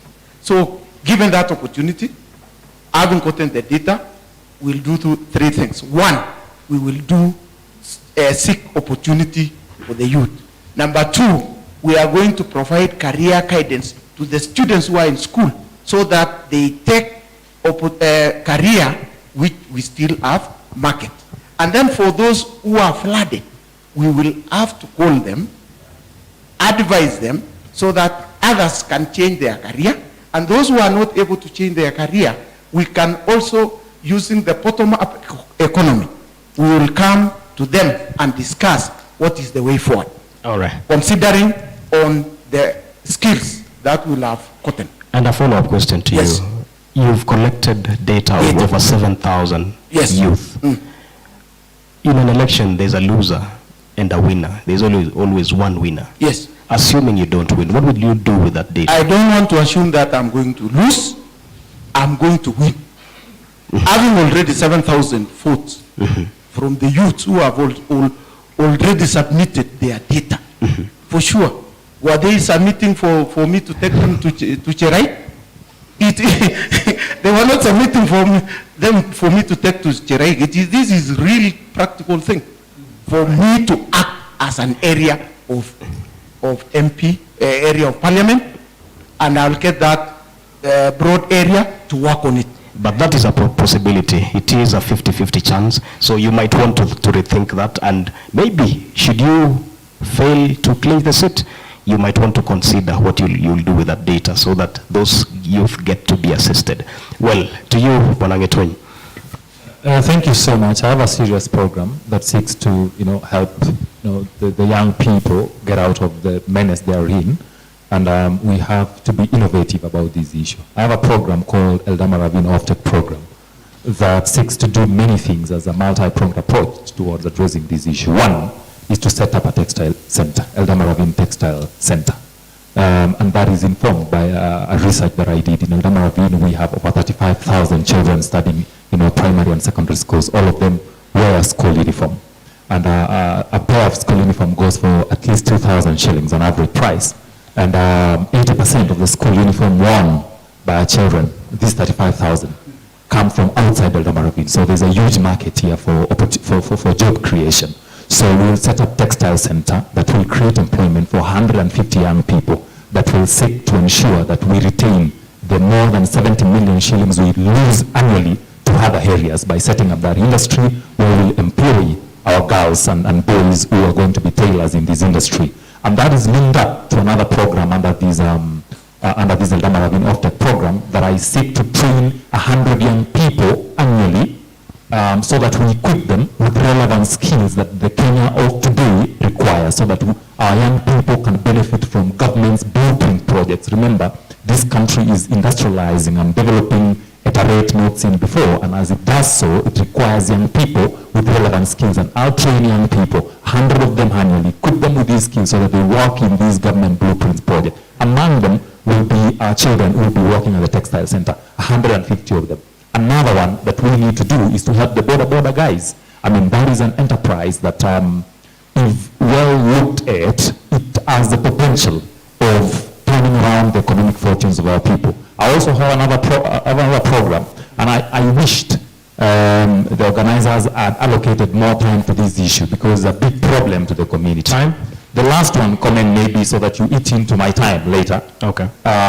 Is about an opportunity. It's a program that I seek to take 50 young people annually abroad to get opportunities in countries like US and UK, and some of us have those networks. If for those who know, I just accompanied the deputy president in his trip of UK and the US because we were leveraging on networks that we have to even help the fifth president of the republic, and we're going to use the same network to help the young people of Eldama Ravine. And lastly, we need to attract investment. As I speak to you, I'm a young entrepreneur who has invested in Baringo County, who has invested in Eldama Ravine, and I have created job opportunities for 200 young people. That is the magic that attracting investment can do to help our young people get out of the unemployment situation. Thank you. Well, you've eaten into your feedback, or rather us giving you a follow-up question, so we may not give you that opportunity. And to you, Caro, then we'll finish with Mutai. To me, as I started, when we started this program, I said that is one of my agenda. When I started, I said white-collar job is a problem across the country. So I have a plan of which I'm going to categorize how to help these young men and the youth, I mean. So I have categorized them in a way that I'm going to One, I'm going to empower them in terms of the already existing groups by boosting them. Those who have already started businesses, those who have already started doing things like agribusiness, by taking them even to an institution where they can be trained on how to do modern agriculture. I will also encourage them, once they have identified their talents, we may nurture their talents too. Those who are doing sports, I also plan to put up an high altitude athletic center where they are going to train, and this will be able to even help them the activities that they are going to do, that it is going to be one of their careers. I also plan to sponsor the youth in doing skills or taking them to colleges. We have one TVET here, of which to me I think needs to be more equipped. We need to sensitize them that it is there, and we should be the first people to be the beneficiaries there, so that they can do skills, or they train on skills that they can later on employ themselves. So that is one of the things that I intend to do. Yeah. Mm-hmm. You've said you have activities. Yes. Yeah. What kind of courses? What kind of courses are you looking at introducing so that you can equip skills to these youth, and what skills specifically are you looking at equipping on these youth? Yes, I know the ones that are already existing here includes plumbing, electronics, and the rest. So to me, as an health professional, I know the other technical things, like I being an eye specialist. We have a skill that has not been exploited. We have optical, whatever we call optical technicians, the ones who used to cut glasses so that we fit them in the frame. That is just a technical skill that once we do it here, because I see the eye specialists in Ravine sending their glasses to be made in Nakuru. So that is part of also training them to acquire a skill that they can employ themselves. All right. Yes. Thank you. Yeah. And finally, to Mutai, what do you have to say about that question? Thank you so much. You have really bring it very clearly that we have a challenge with the youths, and we really appreciate that. What we need to do is, you have told us people have acquired the relevant skills, but there is no job opportunity. I'll do it this way. This is an issue that affects the whole country. And here, this is where we want the government to be accountable, in that we need to train people and match it to the opportunities.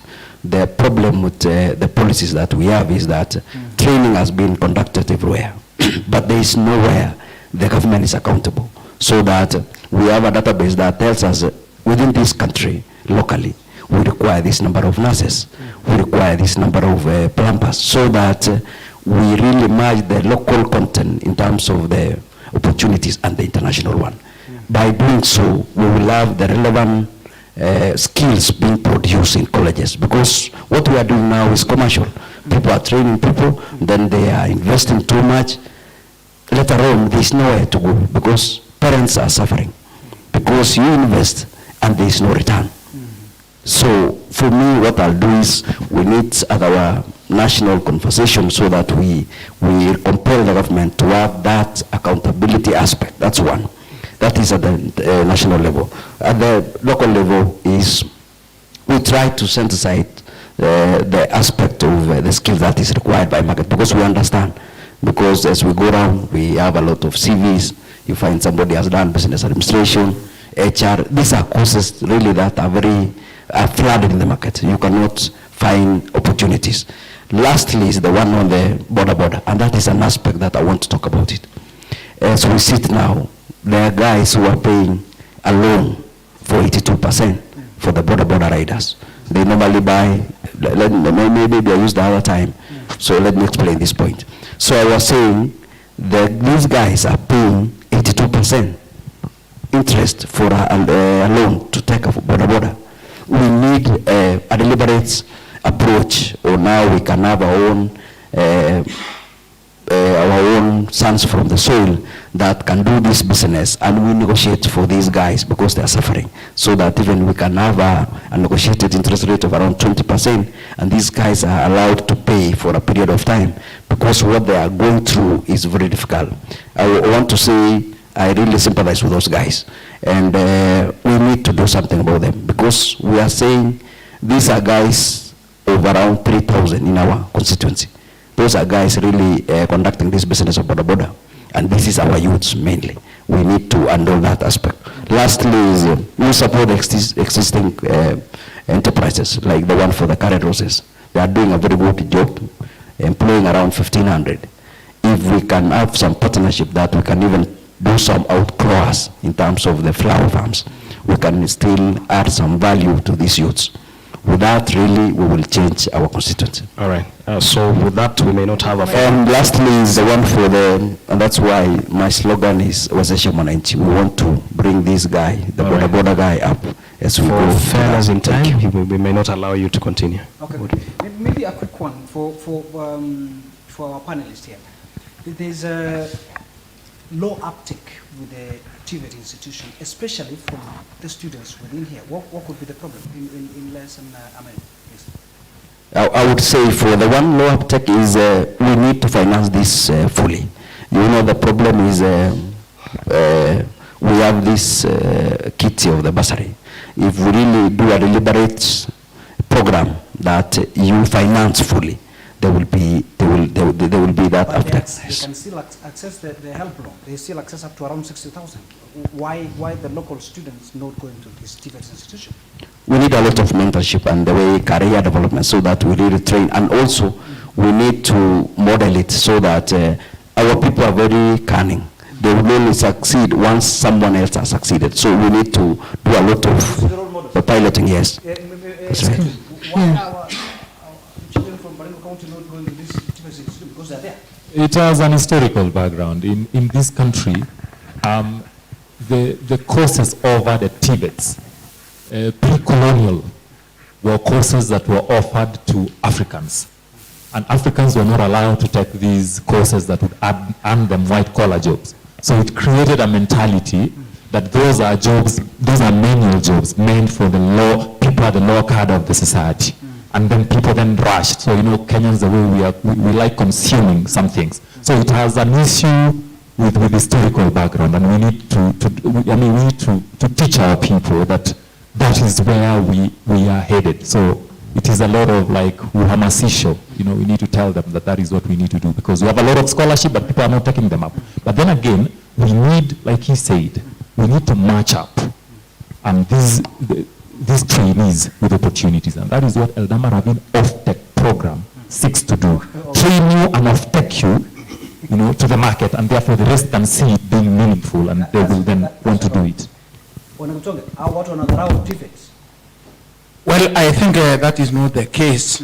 I want to believe, because I've been with these people and I've been in the ground, even others were given that sponsorship to undertake those courses. Yeah. But their major problem is the finance, that they are going to upkeep them in wherever they are going to live within that. But there's an option of staying in the hostels. But still you have to pay extra fee. The hostel cannot pay full money. And that is where the major problem. And you know, some of these people are parents. They need to provide back to their families. Is this really the genuine reason why this? Because if you go to school like Eminem and this one, out of 1,500 students, there are 50 from the locality. Let me tell you, let me give you reference to my locality. They are youths who are given the offer. Even the Mheshimiwa paid for them, but eventually they did not take the offer. Reason, because of other responsibilities that they have behind them. You see? So they cannot multitask the course with other activities. I agree. I agree. Yes. I agree. Carol, is it, Kipchonga said, we appreciate the challenges of finance from where we come from, because probably the county is not well endowed. Is this really enough reason why should these students who have an opportunity to proceed these institutions? No, to me, majorly, it's just because of poor sensitization. Okay. Because there are a group of professionals who decided to volunteer and go around doing that. And we could see they couldn't miss one or two who eventually agreed to be taken. Right. So it's just purely a matter of sensitization. Yeah. And the role model that Mutai was talking about? Yes. Okay, wonderful. Kindly allow me to add one thing on, that I didn't mention, and I feel I should mention before end of this. Part of my manifesto, we said that we need to encourage our youth to take up courses that eventually you will be employed or you employ yourself. So as part of my manifesto, you're all aware that we don't have a college in Eldama Ravine apart from the TVET. So in my manifesto, I plan to come and establish together with other stakeholders, the county government, to come and establish a College of Kenya Medical Training Center here in Eldama Ravine, where I believe those are the courses that when they undertake, they are either employed or they get self-employment. And as a result of that, when you have such an institution in our town, already it is also going to create employment, and at the same time it is going to improve the economy of our town. Yes. Yeah. Wonderful. Yeah. We'll Comment? take a little moment to hand over to the program to the studio for Cast TV, then we continue. Thank you very much, SK Comment. Thanks. Noton ko SK Comment ne ten ko age mut ke kari niton po debate noton po aspirants po ko sana po Eldama Ravine. Asokobet ko magi chu sai se genyor logo gabe met ko ka ko sai tangwan bo ke mo tabra ne geren te tutti ke anako logo gabe met po Cast TV.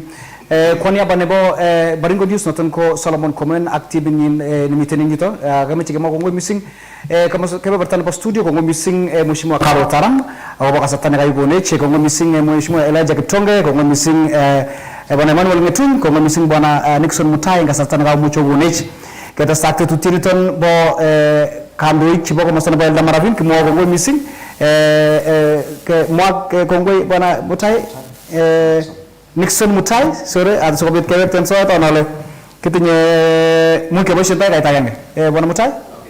Yes, Alan Kabarnet minito yu gerbi chabe mo ko en ga tayange. Yes, use your mic. Yes. So I just want to say thank you for the organizers of the team, and this will make it an historic and a benchmark for other leaders who will come. So we want to congratulate you so that we have leaders to come and sell their policies. This is a platform that is where people will understand what you want to give to their constituency, and like what we have been doing. And I want to congratulate you that you have set the base for the next generation in terms of leadership of Eldama Ravine and Baringo at large. So we want to thank you, and we say continue in that spirit. For those who do not come, we say sorry, because this is a very good platform for all of us, so that we really know each other. Thank you so much, and God bless you. Yes. Kongoi missing Cast TV again Baringo News agobo tetutia nibo aspirants debate nebo Thai in kele Kenya mzima again Baringo again Rift Valley kongoi missing in tetutiet nebo kamanut missing machawe chigongoi kosiga kasafe mak chiga watchen Cast TV ago lenji Emmanuel Ngetun ko kandoindet nenyoni so koyai kasit akarabuto eng ngalekab bottom up eng chamaitab UDA. Kongoi missing chao makwak chamiach. Kongoi sere donge As kongoi missing agobo en Cast ak Baringo News amacha amwale atinye somutik angwan en bik tugul chigerei tetutien baraine netai amacha asom kuraisiek kwak tugul akwek chogero alobirwo amatinye banganutik chekororon chetokyingei somanet ak kijanaek nebo oeng amache oyokto akwek tugul chogero ubomwoini wo biik chumami chumagerech en betutab lairen enji mito nepanganat nemache kondoiwok nebo somok asome sautik kwak tugul asome sautik tugul kosoiwon ak nebo mwisho amache ale mi biik chekikeberber kikochogon at ko kikotil tamaa kole makebire kura asome choe tugul kobokotieman awawendi kokaya aya gongoi Karo inye nebo let asikobit kewekte amwae kongoi kotane uche en Cast TV koboto Baringo News this is a very good forum. Nikakotoretech akotoret akichek constituents so that they can be able to filter and evaluate the right leader nenyoni. So amache asom biikab Ravine tugul. Tai nengunye ni mama wa kwanza kusimama MP Ravine. Kwa hivyo this time round ongeba kotab Laikipia. Amu kotab Laikipia kuna kot komugul kongoit neo. Yes. Kutuma wektu soet SK kwa niaba nebo collaboration nebo Kass TV ak Baringo News. Well, kimwa kongoi bwana Chepsoi amu kioyanakwek kenamge eunek ak keyai kasit tugul amu koyega kokitowat kai kokimwa kele tatutiet ni kotoretech kenai kele ng'o bichu. Nebo oeng kenai kele bichu kotinye ne nemoche koyochi biikab Eldama Ravine Constituency. Nebo somok kora kotoretech kepunguzan tension, you know, ku Eldama Ravine Constituency kotindoi competition neo kabisa. Mi aspirants chema regunen sokol nebo oeng kora ku competition komi barak kabisa. Aku this could be the only constituency nemami incumbent. So kotindoi equal platform. Mami chi nekile netinye undue advantage. So kou noe kopunguzane kokwa bichu tugul kopunguzane mat. Katende bichu ra kulikitie. Kabisa. For the first time. Katende bichu kune. Mami. Alak sina ko magerege. So kokikono chek kasare kotuyo bichu ako ngalal kipagenge. Nebo mwisho ko ngalek chikakomwa bichu komi on record. Ama bende way. Ngobune kenyikab 2026-2027 ko matun kokere bichu akotebenge kole Madam Karo, Bwana Kiptonge, Bwana Ngetun ak Mutai ko kimwa ne ako tos kiyai ngot ko kiyai ko kiitano tos yeme kewegu anan ono. So kesikini ke ngatan kole kikabonyo technology komwa. Wonderful. Hiyo ndio kazi yenye platform inafanya. Kwa mwisho kimwa kongoi biik tugul chekaimuch kokeren Kass TV ak kokeren Baringo News ak agetebi tugul for the last almost 3 hours. Ketesetai kono kimwa kongoi ako kimi kekuoni constituency nenengung age kageta Ravine. Ano Baringo South, ano Tiati, ano Baringo North, ano Baringo Central, ano Mogotio, kekuoni amu kimache kaindo na tena kararan en biikab Baringo. Kongoi. Kongoi noton ko SK comment noton ko Solomon comment noton ko kikoboishe noton chepchepindo nebo koristo anan ko social media koker kole katech kot neminin akoi koek piu anan ko lengen neminin akoi koek piu no kimache kimochi ngukuni akine amu lakwetab Baringo County nemoche kokochi biik cho akine kelchinet nebo koker kole kanyorchigei kukwit neome logoi ngominin anan ko koboto kokunoto ko kimwa kele okot chepkol komurenen kaitanyin. Konoton kityo kemoche kimochi ngukuni missing Baringo County News eng kibagenge lakini keboishe koboto Kass International, Kass TV. Kwa niaba nebo producer nenyona noton ko Ronald Chebos ak transmission imiten netan Victor eng timit tugul kigurenon Tom Chepsoi kimokwogit age tugul nemie ale uruyo netala akotesta koker Kass TV amu kimnotet nait. Well, Kibruni. Okay, you can clap for Chepsoi and the Kass team. Let's proceed on. So tunaendelea and thank you for holding on and with the partnership that we're having with Kass TV, you will bear with us. We have to be switching from one language to the other. For those who may not be understanding the language, we were just signing off from Kass TV because we are moving, they are moving on with other programs as we continue live on Baringo News. We are live on YouTube, we are live on Facebook, and we're also live on Ravine News, which is one of the leading platforms in the North Rift region. Well, we are moving on to our 6th agenda, and this is to do with the vulnerable groups and the special groups. And this, I'm sure, Caro, who is the only lady in the room, I'm sure this could be something that is closer to your heart than any other person here. Of course, that's an assumption, but every leader here would be having their own thoughts about it. Well, vulnerable groups, these are people living with disabilities. There are also new groups that have come up, people living with HIV/AIDS and people living with diabetes. These are, and I'm mentioning them because those are groups that are established in Eldama Ravine. There are like 2-3 groups for those living with HIV and AIDS, and 2-3 groups for those living with diabetes. They have come up together to improve their social welfare, and majority of them are very keen on their economic empowerment. And apart from these youth who are a vulnerable group, we've discussed about them and how we are planning to sort out their issues of unemployment. And here we have people living with disabilities, women, and other special groups, as I've mentioned. What specific plans do you have for these special groups, excluding the youth whom we have discussed? Over to you, Caro. As you say, this is actually my main area of interest also, because as I introduce myself, I'm an health professional, and while I was still working, I sat in a committee where we certify those who are visually disabled. So I have an interest with them. When I started my campaign, I visited them, and I've seen there's a big challenge, not only in Ravine, but in Baringo. Those people living with disability hide themselves. So to me, I started by saying, even in education or in terms of schools, I am going to set up, or in existing schools, we are going to introduce more special schools where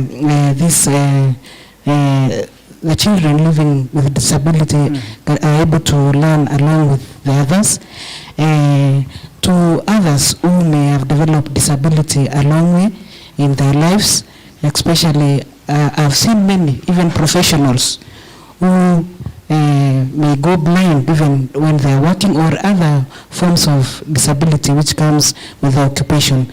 To me, I'm planning to come and put up a rehabilitation center whereby they are going to offer skills to train them depending on the type of disability that they have, so that they may not only sit in the house, because when they sit in the house, the ones taking care of them are not able to go and work in their daily lives.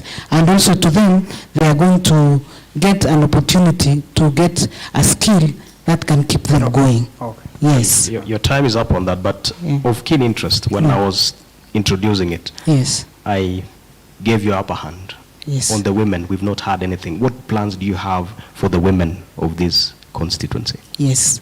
As you all know, women are also the backbone of the community, economical activity of a region or an area. So I have a plan for women by empowering the already existing registered groups. They have groups, and I will also help those who have not registered to register and get groups, so that we can be able to boost them to do activities that are going to improve their daily lives. Another thing, I'm going to help them get a circle, Eldama Ravine Women Circle, so that they can be able to get loans. They lend themselves loans at a very low interest. Yes. All right. We'll move on to Mutai. Then we'll finish with Ngetuny and Elijah. Thank you so much.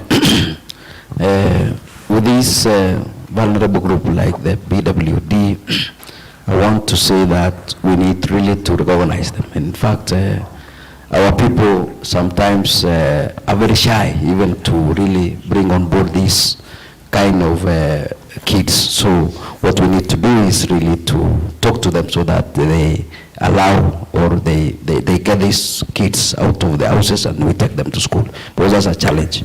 As we move around, we get these kids all over. They are within the houses. And with the existing facilities, we really improve on what they don't have, so that really they access those skills and they can have their own life continuing. The aspect of database for this, we must have as a constituency. How many PWDs do we have, so that we see how we can assist them in terms of bursary? These are the vulnerable groups that really, even their parents should be assisted as we continue forward. On the issue of the women, we have gone down, and women are there. They have registered their groups, but what they lack is the capacity. On what project are they supposed to do? They do merry-go-rounds, and I always tell them merry-go-round is going round. It is not going forward or backward. So we need really to come up with a program so that we assist them with the capacity, show them the programs that can be done, employ some people who can assist them really to access some good loans and do a meaningful business that add their value. And that comes with this approach element that we pray that we really win as a UDA, so that the 100 million that we were promised as a constituency, this is where really we need to invest. And when we do this to these women, we will have changed the lives of most of the households. Thank you. Thank you. You've kept your time. When you say merry-go-round, you'll keep going round. Yes. How will you make them stop not going round? I will do this way. Ensure what they are doing keeps to empower them and not just going round, as you say. Yes, thank you so much for bringing that. And we need to train them. That's one. We need to train them. Two, we need really to try and look for them, access some, partner with some, these guys who are assisting these women and put them into projects that really add value in terms of their profits and all that. What they've been doing is going down because they are just trying to live between, they just live a life. They just get the money from here and use it for consumption. It is not, what they are doing is not really business or enterprise oriented. It is a social issue that they only do for the sake of continuity. Otherwise, for the aspect of business and enterprise, it is not within their limit. Thank you. All right, thank you. To you, Ngatun, what plans do you have for these special groups? On PWDs, I have a deliberate program that I intend to set up one special school powered to be able to help our children living with disability. Another program under people living with disability, we need to do an audit of what the 30% government affirmative action for people with disability has achieved. Because what we realize is that able people use the documents of disabled people to register companies and earn an income. What I intend to do is to register one big company and build the capacity of people living with disability coming from Eldama Ravine, so that we help them do tenders, and the income that comes out of that, we give them some stipend like that of Inua Jamii, because we, by that time, have dividends, or rather data for all the people. On women, I have a deliberate program to help our women, take them to the next level. We don't need to undermine what they've been doing in the name of merry-go-round. That is what has educated some of us. That is what has uplifted the lives of many women in the communities. All we need to do is to take that into the next level. And I have a plan that in the next 10 years, Eldama Ravine women will have an enterprise or a circle or an institution, a financial institution that will have money not less than 500 million shillings, which they will own through shares, and they will be earning dividends. Another one to help our women, especially young mothers, is Eldama Ravine Textile Center. It is a deliberate program to help young mothers. And out of the 150 young people we employ there, 100 of them will be young girls. And it is a program to target women. Another one, I am blessed to belong to a party whose principal economic model is bottom up. We need to help our women in whatever they are doing, especially agribusiness. We need to help them diversify their farming so that they go into, income generating or agriculture. Your time has gone, but I have a question on the textile. How long are you planning? How long will it take you to set up that, should you be elected? The textile company or industry? We'll run into 2 ways. There'll be a training and of the program, and they'll be setting up the industry. So maybe towards the end of my second year, it will be up and running. Where are you planning to build it? And you think there is land for that? No, we'll always get land. Eldama Ravine, although poorly planned by the former leaders, but that is not going to be a problem. We have plenty of space. This is not Nairobi. This is pretty much a rural town. Still have space. So within 2 years, Ngatun will have set up a textile industry. So yes, it is a time to be accountable. Also, for the sake of also accountability and also practicability of that plan, how much will it cost the taxpayer, having in mind that your kitty is, of course, is limited to some amount? It doesn't have to be taxpayers. Innovative leadership, brings on board many partners that can help us achieve some of these things. Yeah. And when you talk of partners, sorry, we are taking much time with you because some clarity needs to be. When you talk of partners, which partners are you already looking at? County government. We have development partners, like USAID and many others. I don't want to diverge much of it because I realize my competitors like investing stuff. Well, to you, Kiptonge. Okay, thank you so much. For the issue of BWDs, I want to believe I have experience and I've known them over time. Reason, I've been a teacher aiming integrated school for the blind. And also I've been CSO, whereby we have 2 schools for the BWDs. That is St. Patrick for the physically impaired, and also Marakwet for the physically impaired. So the issue is not the schools. We have enough schools. We have Majimazuri for the mentally handicapped. We have Esageri for the hearing impaired. So the issue, we have enough schools. The problem here is that majority of these children who are physically challenged, they come from ample family. And most of them, they will not take them to school unless there is a serious follow-up. So what I'm going to do to make sure that these children are taken care of is to give them full bursary because of their background. Give them full bursary. The other thing which you have to note is that all these children, they must be in a boarding school. It is a must that they have to be in a boarding school. So, coming from an ample family and they don't have fees, it will be a challenge. So I'll give them full bursary. And then for the issue of women, if you check my manifesto, I've just written women. Why? These women has a lot of activities that they are going to do. So I'm going to use my leadership skill, known as consultative skill. Meet them and discuss with them their issues. Thank you. All right. A follow-up question. Yes. About what you've just said. Yes. Could you expound on that and how practical would it be to use? Yes. This is a model of leadership. You can call it consultative leadership, bringing in mind that those whom we are leading, they also know what they want, what the leader has to do for them. So what I'm going to do is to facilitate. And then you can couple it with homegrown solution. Already the people have their solution. The leader is to facilitate. So going to when Kelekbendi to yeta kokwo ogongalane bi ogosir ageyachi uyimoche. Can we call that public participation? Well, when it comes to public participation, can we call it public participation, yes or no? How different? It is different.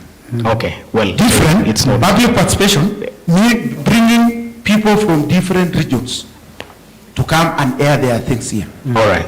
And then Pokot is going to their village. Have that village alone discussing their issues. So are you seeing the difference? Well, to the audience, no reactions whatsoever. On the same SK, you mentioned a very interesting part, especially in PWDs. You've been the head teacher for Embu for quite a while. Correct. There's a huge there's a huge difference. There's a huge gap in the students from the physically challenged schools. For example, the international sign language doesn't conform with our sign language. Yes. Okay. And then 2, the same students who come out from this institution, they have difficulty in communicating in terms of text. Let's say this is a deaf person. They can't write in Kiswahili. Either they're fluent in texting in English or writing in English, and they can't do it in Kiswahili. Why is that so? Well, sign language, you are talking of those who are hearing impaired. Yeah. Okay? So there is a standard standard language they are using in terms of sign. And there are ways which they want to harmonize so that it reads one. Okay?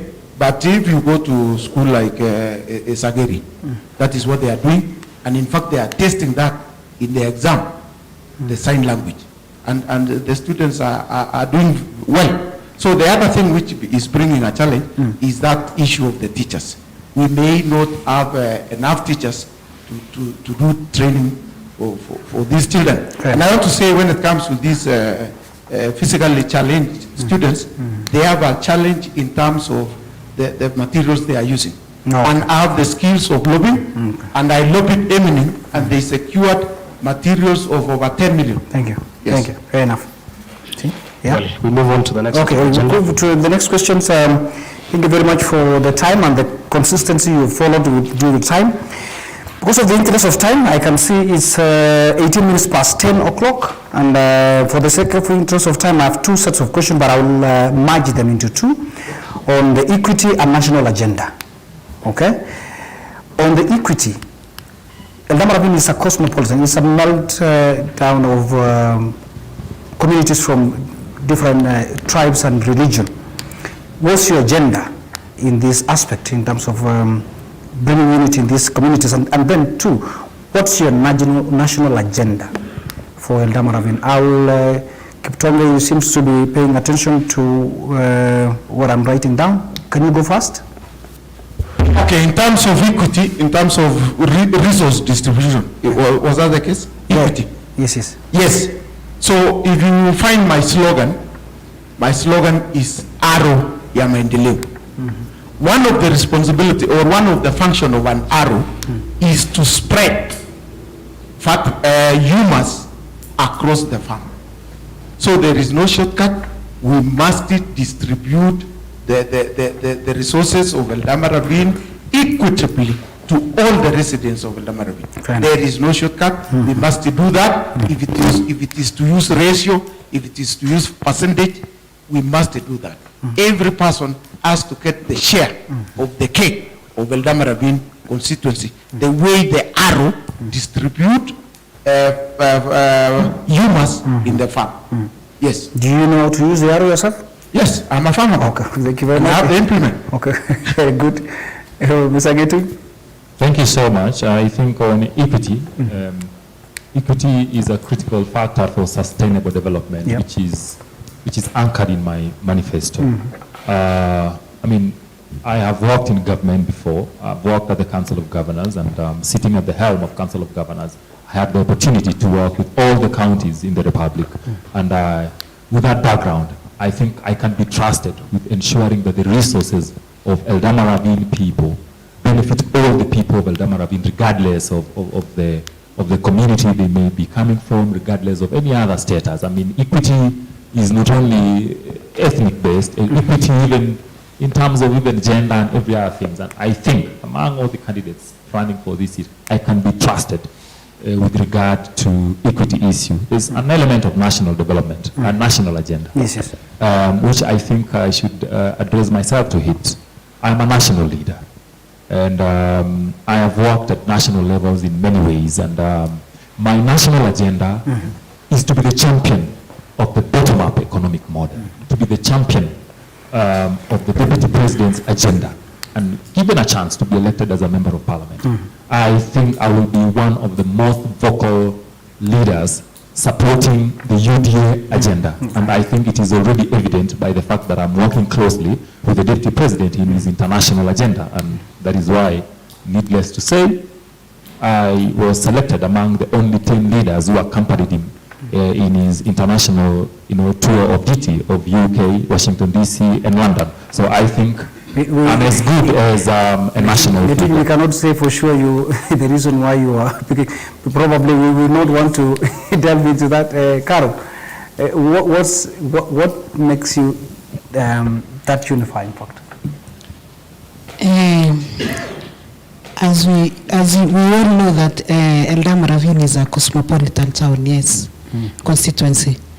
I will ensure that there is equity distribution of the resources of Eldama Ravine, that it will reach each and every the rightful people, and I will do that by involving all of them, at least one from each region in a sector where we are distributing the resources of this constituency.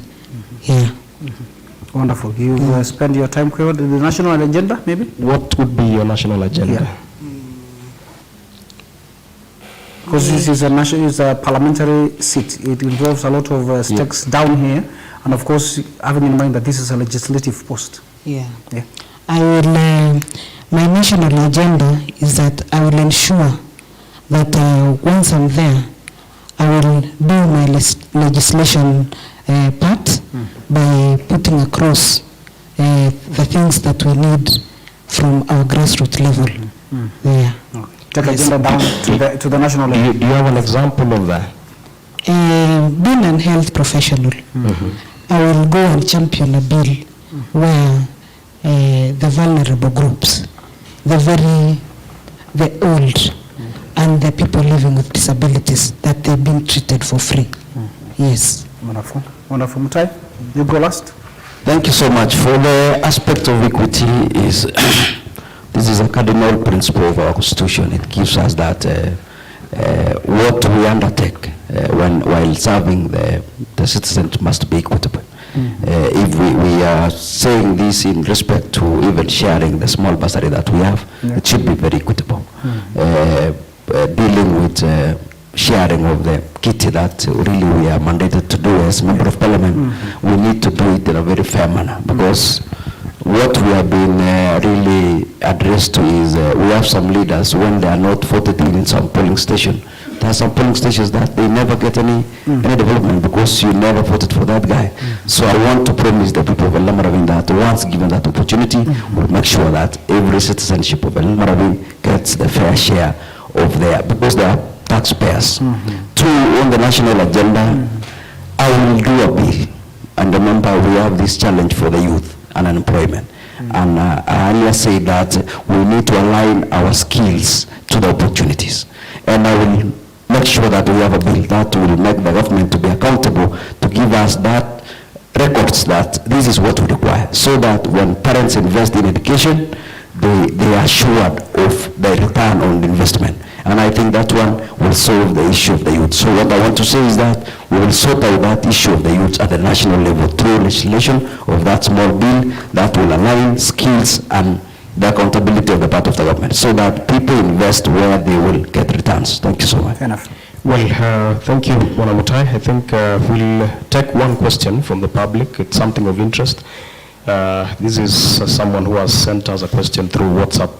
That is 0799-030-030. And this is Kibet from Tinet. He's saying access to health, quality health. Access to health is increasingly becoming expensive and driving families to poverty. And there's someone who said you're only one admission to poverty. And admission in this case is being admitted in hospital. And this gentleman is saying this is because most of the public hospitals do not have facilities or drugs to treat the constituents. So definitely they end up opting for private health care. This is from the sub-county hospitals to dispensaries where drugs like Panadol, one is told to go buy from pharmacies. We have heard of allegations that doctors divert drugs from the public hospitals to their personal clinics and pharmacies. What is your plan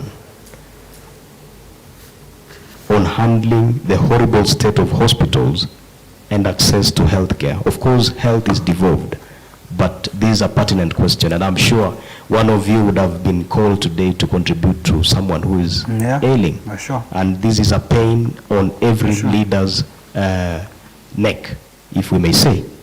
So, to you, Ngetuny, what do you have to say about that? Such a critical question. Yeah. I'm surprised it didn't appear as a topical issue of discussion today. And like you say, we are one admission to poverty. Many families have been rendered poor or desolate because of health care. I think you asked something about national agenda.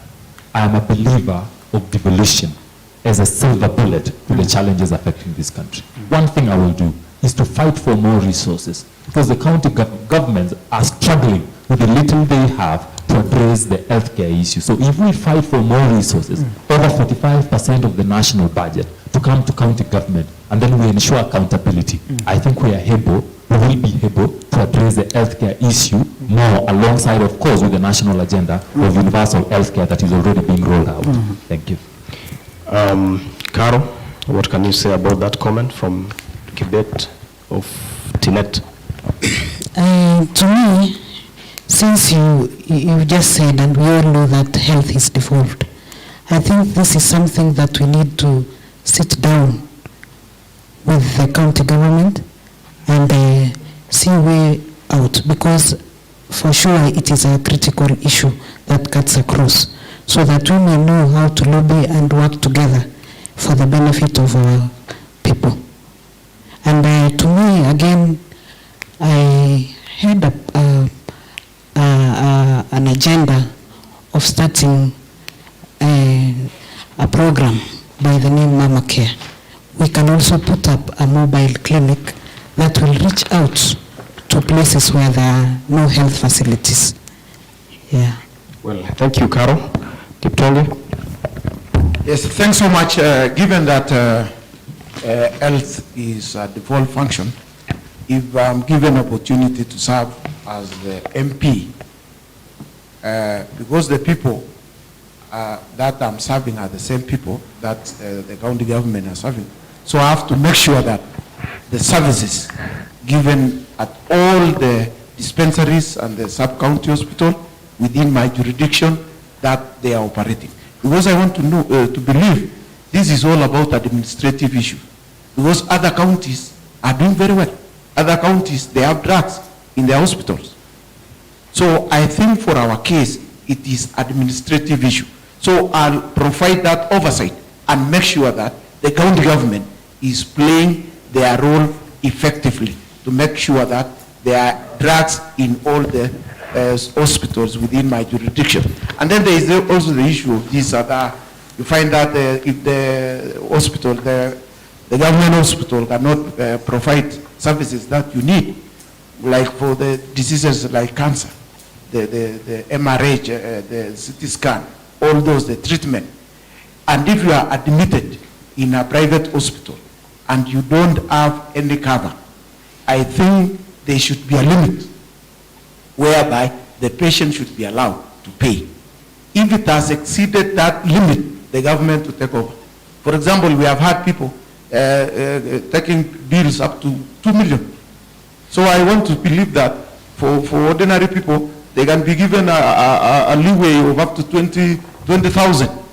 If it goes beyond there, the government will take over. And that is a bill which should be taken in consideration. Thank you. Well, thanks for that, and thank you for keeping time. Bonamutai, thank you so much. For me, on this aspect of the health is, we already have a law that has been passed for the universal health provision for all citizens, those are vulnerable. For me, I'll make sure that thing is implemented through the parliament by allocating enough money to the agency that will execute that function. By doing so, we will reach many Kenyans. The other aspect is the oversight, of course, because this is a county function, and being a leader within the same constituency, serving the same people, we need a synergized way of working with the existing leaders within the county, so that we really make sure that the small dispensaries that we have are really facilitated. And of course, out of this, if we synergize as leaders, if we talk it out, because we are serving the same people, we do not have to say this is a county function and it affects your citizens in the Ravine. We are working for the same people. What we need to do is synergize, agree to agree in the table, so that we make sure that people are served irrespective of your mandate, because all of you are leaders by virtue of being elected to serve those people. Right. So for me, we will work together with the county government, and of course, working with that universal health program that is being executed at the national level so that we have enough funds to disperse to these agencies, and then we are done with that. All right, thank you, Mutai, for that. You mentioned about UHC, universal health coverage. You have 20 seconds. What exactly are you planning to implement? You said you will make sure that funds are allocated to implement UHC. How would you do that? The policy is already out. And what does that mean is we need to go and allocate money to that so that these people access that service. Because what is remaining now is only to allocate that fund, and it is on go to run so that people access that service. We are paying much for these hospital bills, and our vulnerable groups really are suffering. The way you have said, they have made these people to be poor. So once we are done with that, it is under Big Four agenda. And I want to believe that come next government, that thing will be implemented and will be part of that process. All right, thank you. And Ngetun, you seem to have something to say.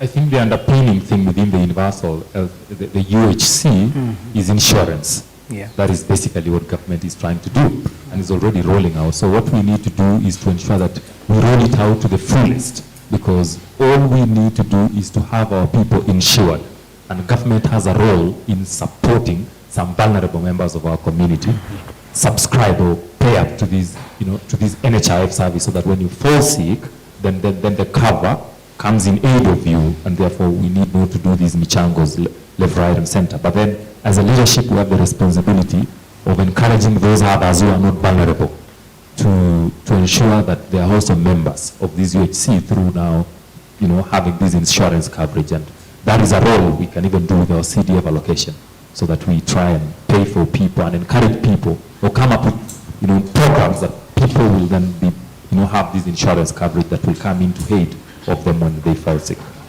Dr. Karo, you hold the title Daktari, and that's what I see people calling you around. With your medical background, what do you have to say about this universal health care? Basically, as Ngetun has just talked about it, it's an insurance thing that we're just waiting for it to roll. And I think if well implemented, it is going to help the patients here. Okay. Kiptonge, what do you have to say about that? Yes, as my colleagues have said, as insurance, and basically it was tested in other counties and did not work. So actually it requires a lot of planning so that it has universal health care works. And for the case that it has not worked, for those who have acquired bills up to millions, I think there should be other bills which should assist them as of now, before that universal health care is rolled to its fullest. Well, I think there's something I really wanted to hear from each one of you, and I've not heard from anyone so far. And this is purely on NHIF and the policy that you have to choose a hospital. Maybe none of you uses NHIF. I do. And all my staff here are on NHIF as well. You're forced to choose one facility. That means, should you move to another town, disadvantages. you are disadvantaged. You cannot access health, any services from any other facility until you go back to where you chose. And when you change the facility, it takes a whole 3 months to get effected. I was waiting to hear about that. What do you think about these policies that are stringent and they're disadvantaging the same people whom we think, or to whom the government is saying they want to sort out the issues of healthcare? Those are so many unfortunate bottlenecks within the NHIF. I think the previous NHIF law, but under the UHC, it seeks to correct that particular thing. I've gone through it. It seeks to, to remove those bottlenecks to enable you seek services wherever you fall ill. And I think it has been addressed already. All we need to do is to roll out to its fullest. And I'm glad the government is doing it. The counties that have piloted it it's working. Makueni County is having a very beautiful, UHC scheme, and we just need to fast track it so that we don't have, we don't wait for people to suffer more before we have it, help them. Okay. Caro? I think that one has been addressed. It's just a matter of time for it to be rolled down. It has been addressed through the UHC. Yeah. Kiptonge? Yeah, the issue of NHIV is really that if you are an outpatient, you cannot be assisted or treated unless you go back to where you register. So that is a problem, and I think if that universal health care comes in place, it will correct it. But if the universal health care delays, that thing has to be corrected for the people not to suffer anymore. Because Kenyans do move, and they have to be assisted. Okay. Yes. Mutai, as we conclude? I don't have much to say. I think I talked of the UNHC as a program that it requires only execution. The aspect of the one you have talked about is being addressed, as he has said, in that policy. And okay, I think that is fair enough, and it comes out that all of us acknowledge that it is an issue that needs to be addressed, and that was inspired by a comment that I saw on from one of the viewers. We are heading to the tail end of this debate, and before we go to the last bit, there's an issue that I feel it didn't come out well. This is a cosmopolitan constituency. Right now we are campaigning, and there's an issue to do with inclusion of all people of different walks of life. How are you planning to ensure that there's inclusion of all people from all places within your day-to-day activities, and even formation of boards and all that, as should you be elected an MP? And maybe we can start with Mutai. Under my core values, if given the opportunity to work under this constituency, one of my core values is to work under teamwork and inclusivity. Under that inclusivity, we'll make sure that these other groups that we are, because this constituency is cosmopolitan, we'll make sure that really they equitably access resources, services like any other. Because I would say one thing, the one to make sure that everyone is on board. When we are allocating bursaries, we are doing it at the sub-location. Some places like town, you put it as a sub-location. It is very it's an inequality in its nature because of the population, the people who are sitting there. So we need some programs really that really address that aspect of cosmopolitanity, so that we make sure that these people feel that we are part of this Eldama Ravine. Okay, that was, I'll give you a minute. What do you have to say about inclusion? And you are campaigning already. How is your team like? Thank you so much. Inclusion is a critical aspect of any development. My personal assistant doesn't come from the community I belong, and that will be reflected in many public boards that I will have an opportunity as a member of parliament to contribute toward this formation, to ensure that it has the face of Eldama Ravine in it, because Ravine, we accept, is the face of Kenya, and in that diversity we are proud of it, and we should ensure that in all the institutions that we have that are public, we have that face represented in it. Okay, Kiptonge.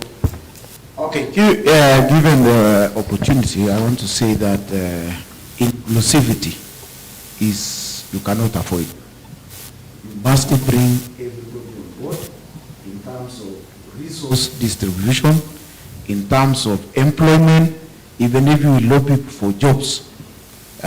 Even the data capture that we are going to do, even if we do that job, we have to make sure that everybody gets a share, and there is no way we are going to run to that. And even the county government, when the county government will be taking opportunities, we will want to see that inclusivity in Eldama Ravine constituency is taken on board.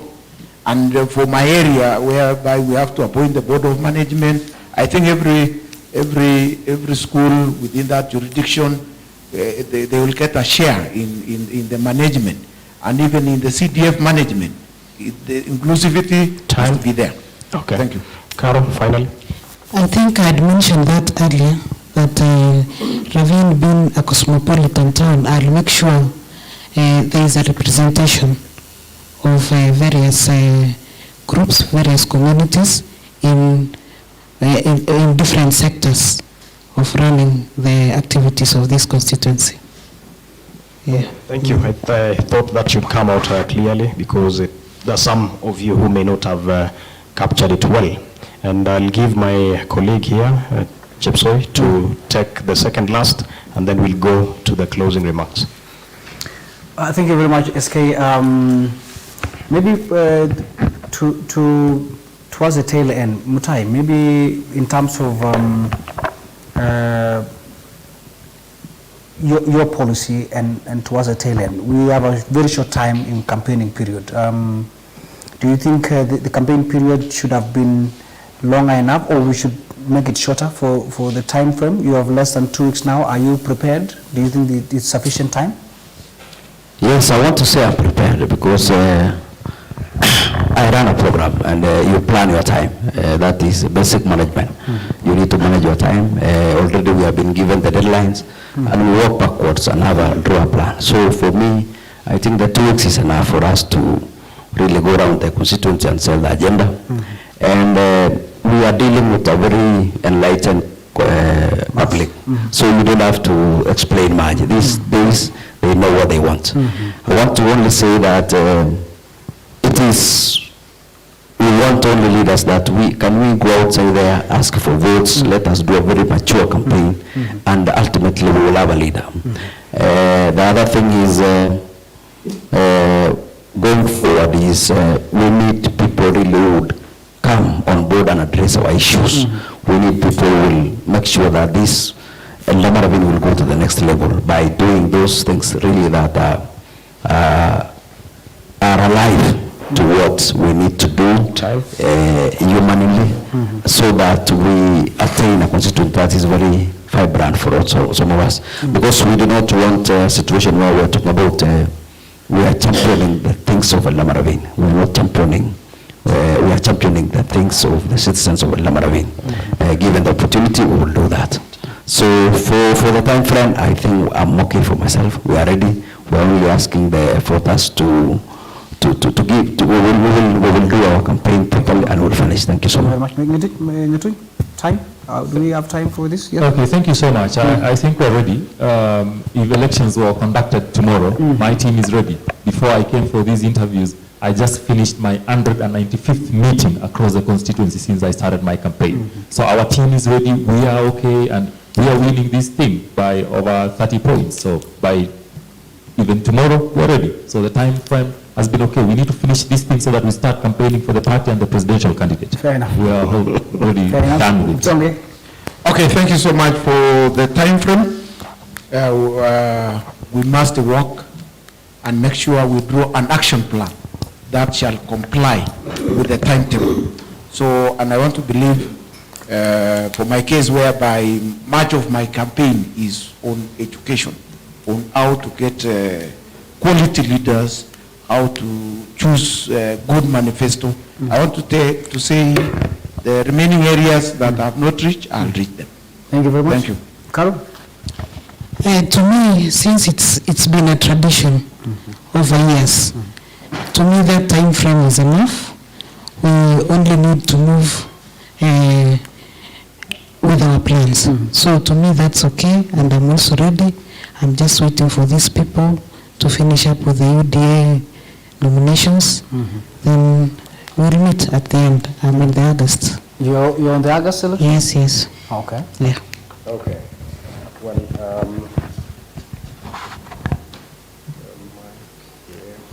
Well,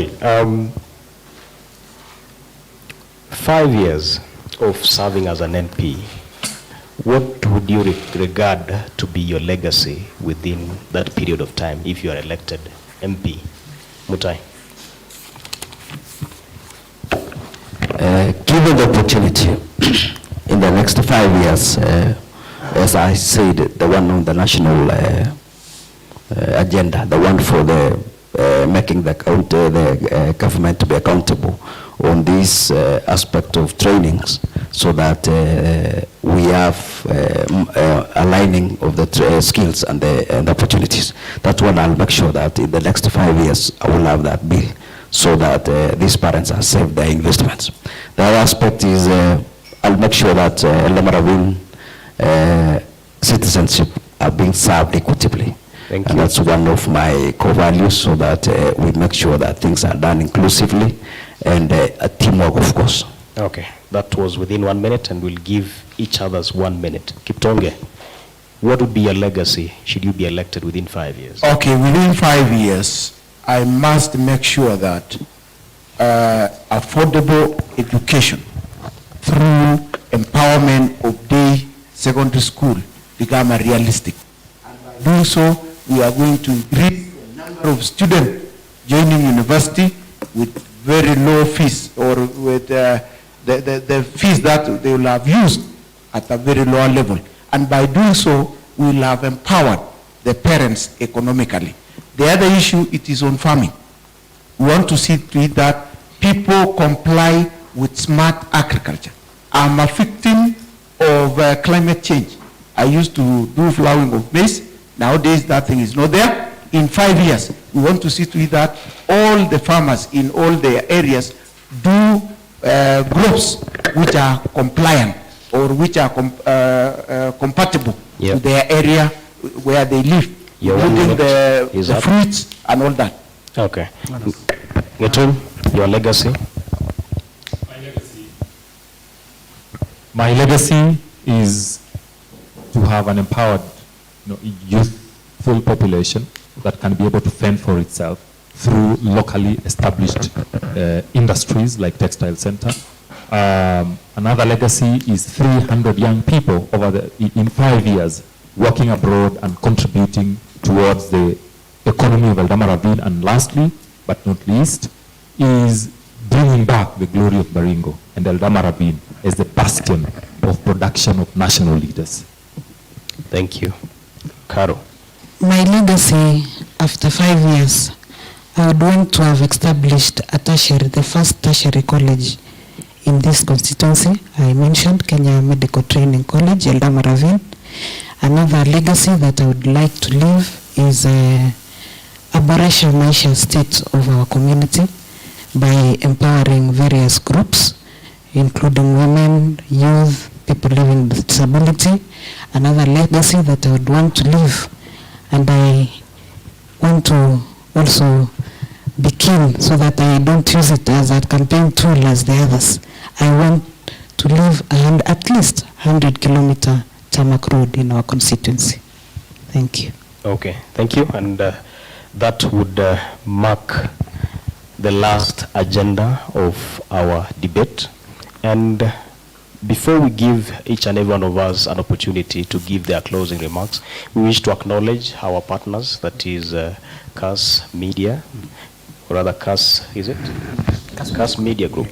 We wish to acknowledge your presence today, and also ensuring that we reach as many people as possible, because at the end of the day, not everybody is on social media. So those who have listened to this conversation on the radio, we are very grateful for taking your time. Those who have watched on the TV, tunashukuru sana. And for those who have been with us, the 500 plus people who have been sitting on their YouTube, Facebook, and watching this conversation, tunashukuru pia sana, and we hope to get feedback, and we should actually be deploying our reporters on the ground to get to hear the feedback of what people think about this debate.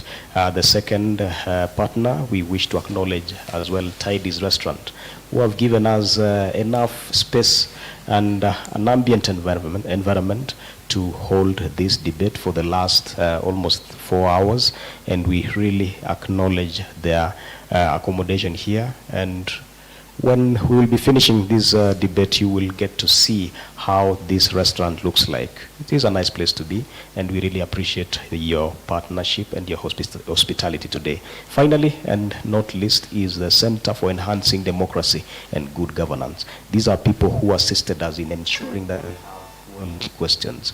And maybe to hear from the audience, what's your take about the questions that we've had today? Anyone? Maswali likuwaje? Yeah, so in partnership with the Center for Enhancing Democracy and Good Governance, it's an NGO, a development partner in Baringo and the North Rift region. They assisted us to refine the questions that we were asking today, and we are very grateful for that. And finally, of course, us as the Baringo News team, the Evelyn Media team as well, we are very grateful about that. Now, without forgetting the aspirants. Without you being here today, we would not have had a debate. So tunashukuru pia sana for showing up and giving us the support that we required. You've given the opportunity to these people for Eldama Ravine to listen to you. And now we go to a 2-minute, or rather 1-minute session for each one of us to give our closing remarks. And we'll start with how we began. Madam Karo. I want to sincerely take this opportunity to appreciate all of you. I want to appreciate the organizers, Baringo News, Cast TV, all the participants who are here with us. I want to appreciate that you've made us come out and express or sell our agendas to our electorates or our constituents. All I want to tell them, our voters, let's make wise decisions, let's make informed decisions that we will not regret after voting 1 year after our elections. I also want to insist that we do a peaceful election because we need to remain as one community and having in mind that there's life after politics.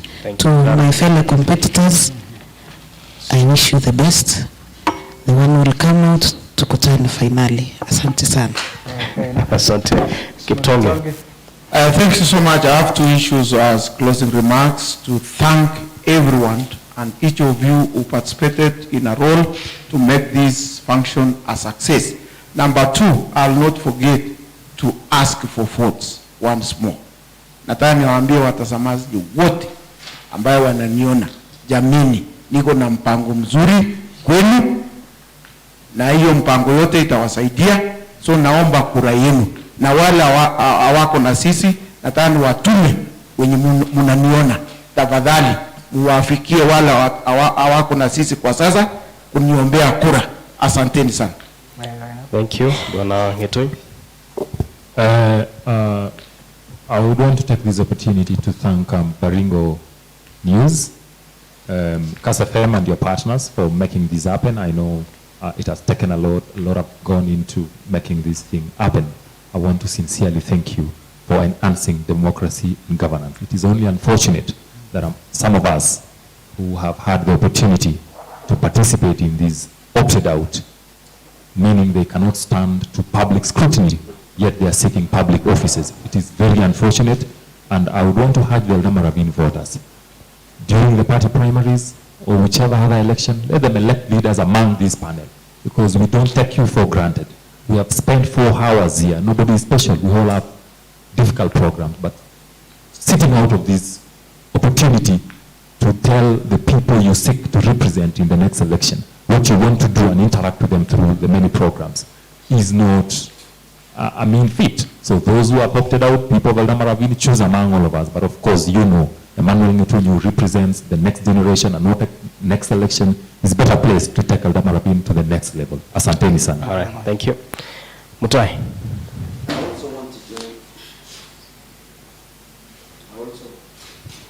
Microphone. Check his microphone, please. Check his microphone. Maybe it has seen better times. You can. Yes. It's been 4 hours of conversation, really, yeah. So we may forgive the batteries. Yeah. Has taken a toll on it. Yeah. Thank you so much. So I just want to say once more, thank you for those who organized for this nice debate that we have really enlightened our citizens. I just want to say also to the viewers that this would be that member of parliament for Eldama Ravine going forward, and I want to assure Team Mutai that we are winning this thing. By 6 in the morning we'll be there. Lastly is I just want to thank Tonge for being a very good invigilator, and he has done his work. He was a teacher, and I want to say thank you so much, Mr. Kutonge. You did very well. It is also good manners for us to do the right thing at the right place. Thank you so much, and God bless you. Well, thank you, and we are very grateful to every one of us here.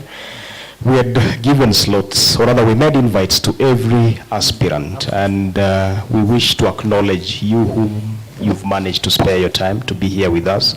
Caleb Kipchirchir, he communicated later that he may be committed elsewhere. I believe he was saying he has a dinner plate, so maybe that was a bit of a commitment. And Daniel Kiprop, Elias Kappa, who has already declared his party to be KANU, and he did not communicate to us. Edwin Kiptis, who is on UDA, he said he may not be participating in this because of reasons that he did not really. We have Halima Abdul, our seat is there.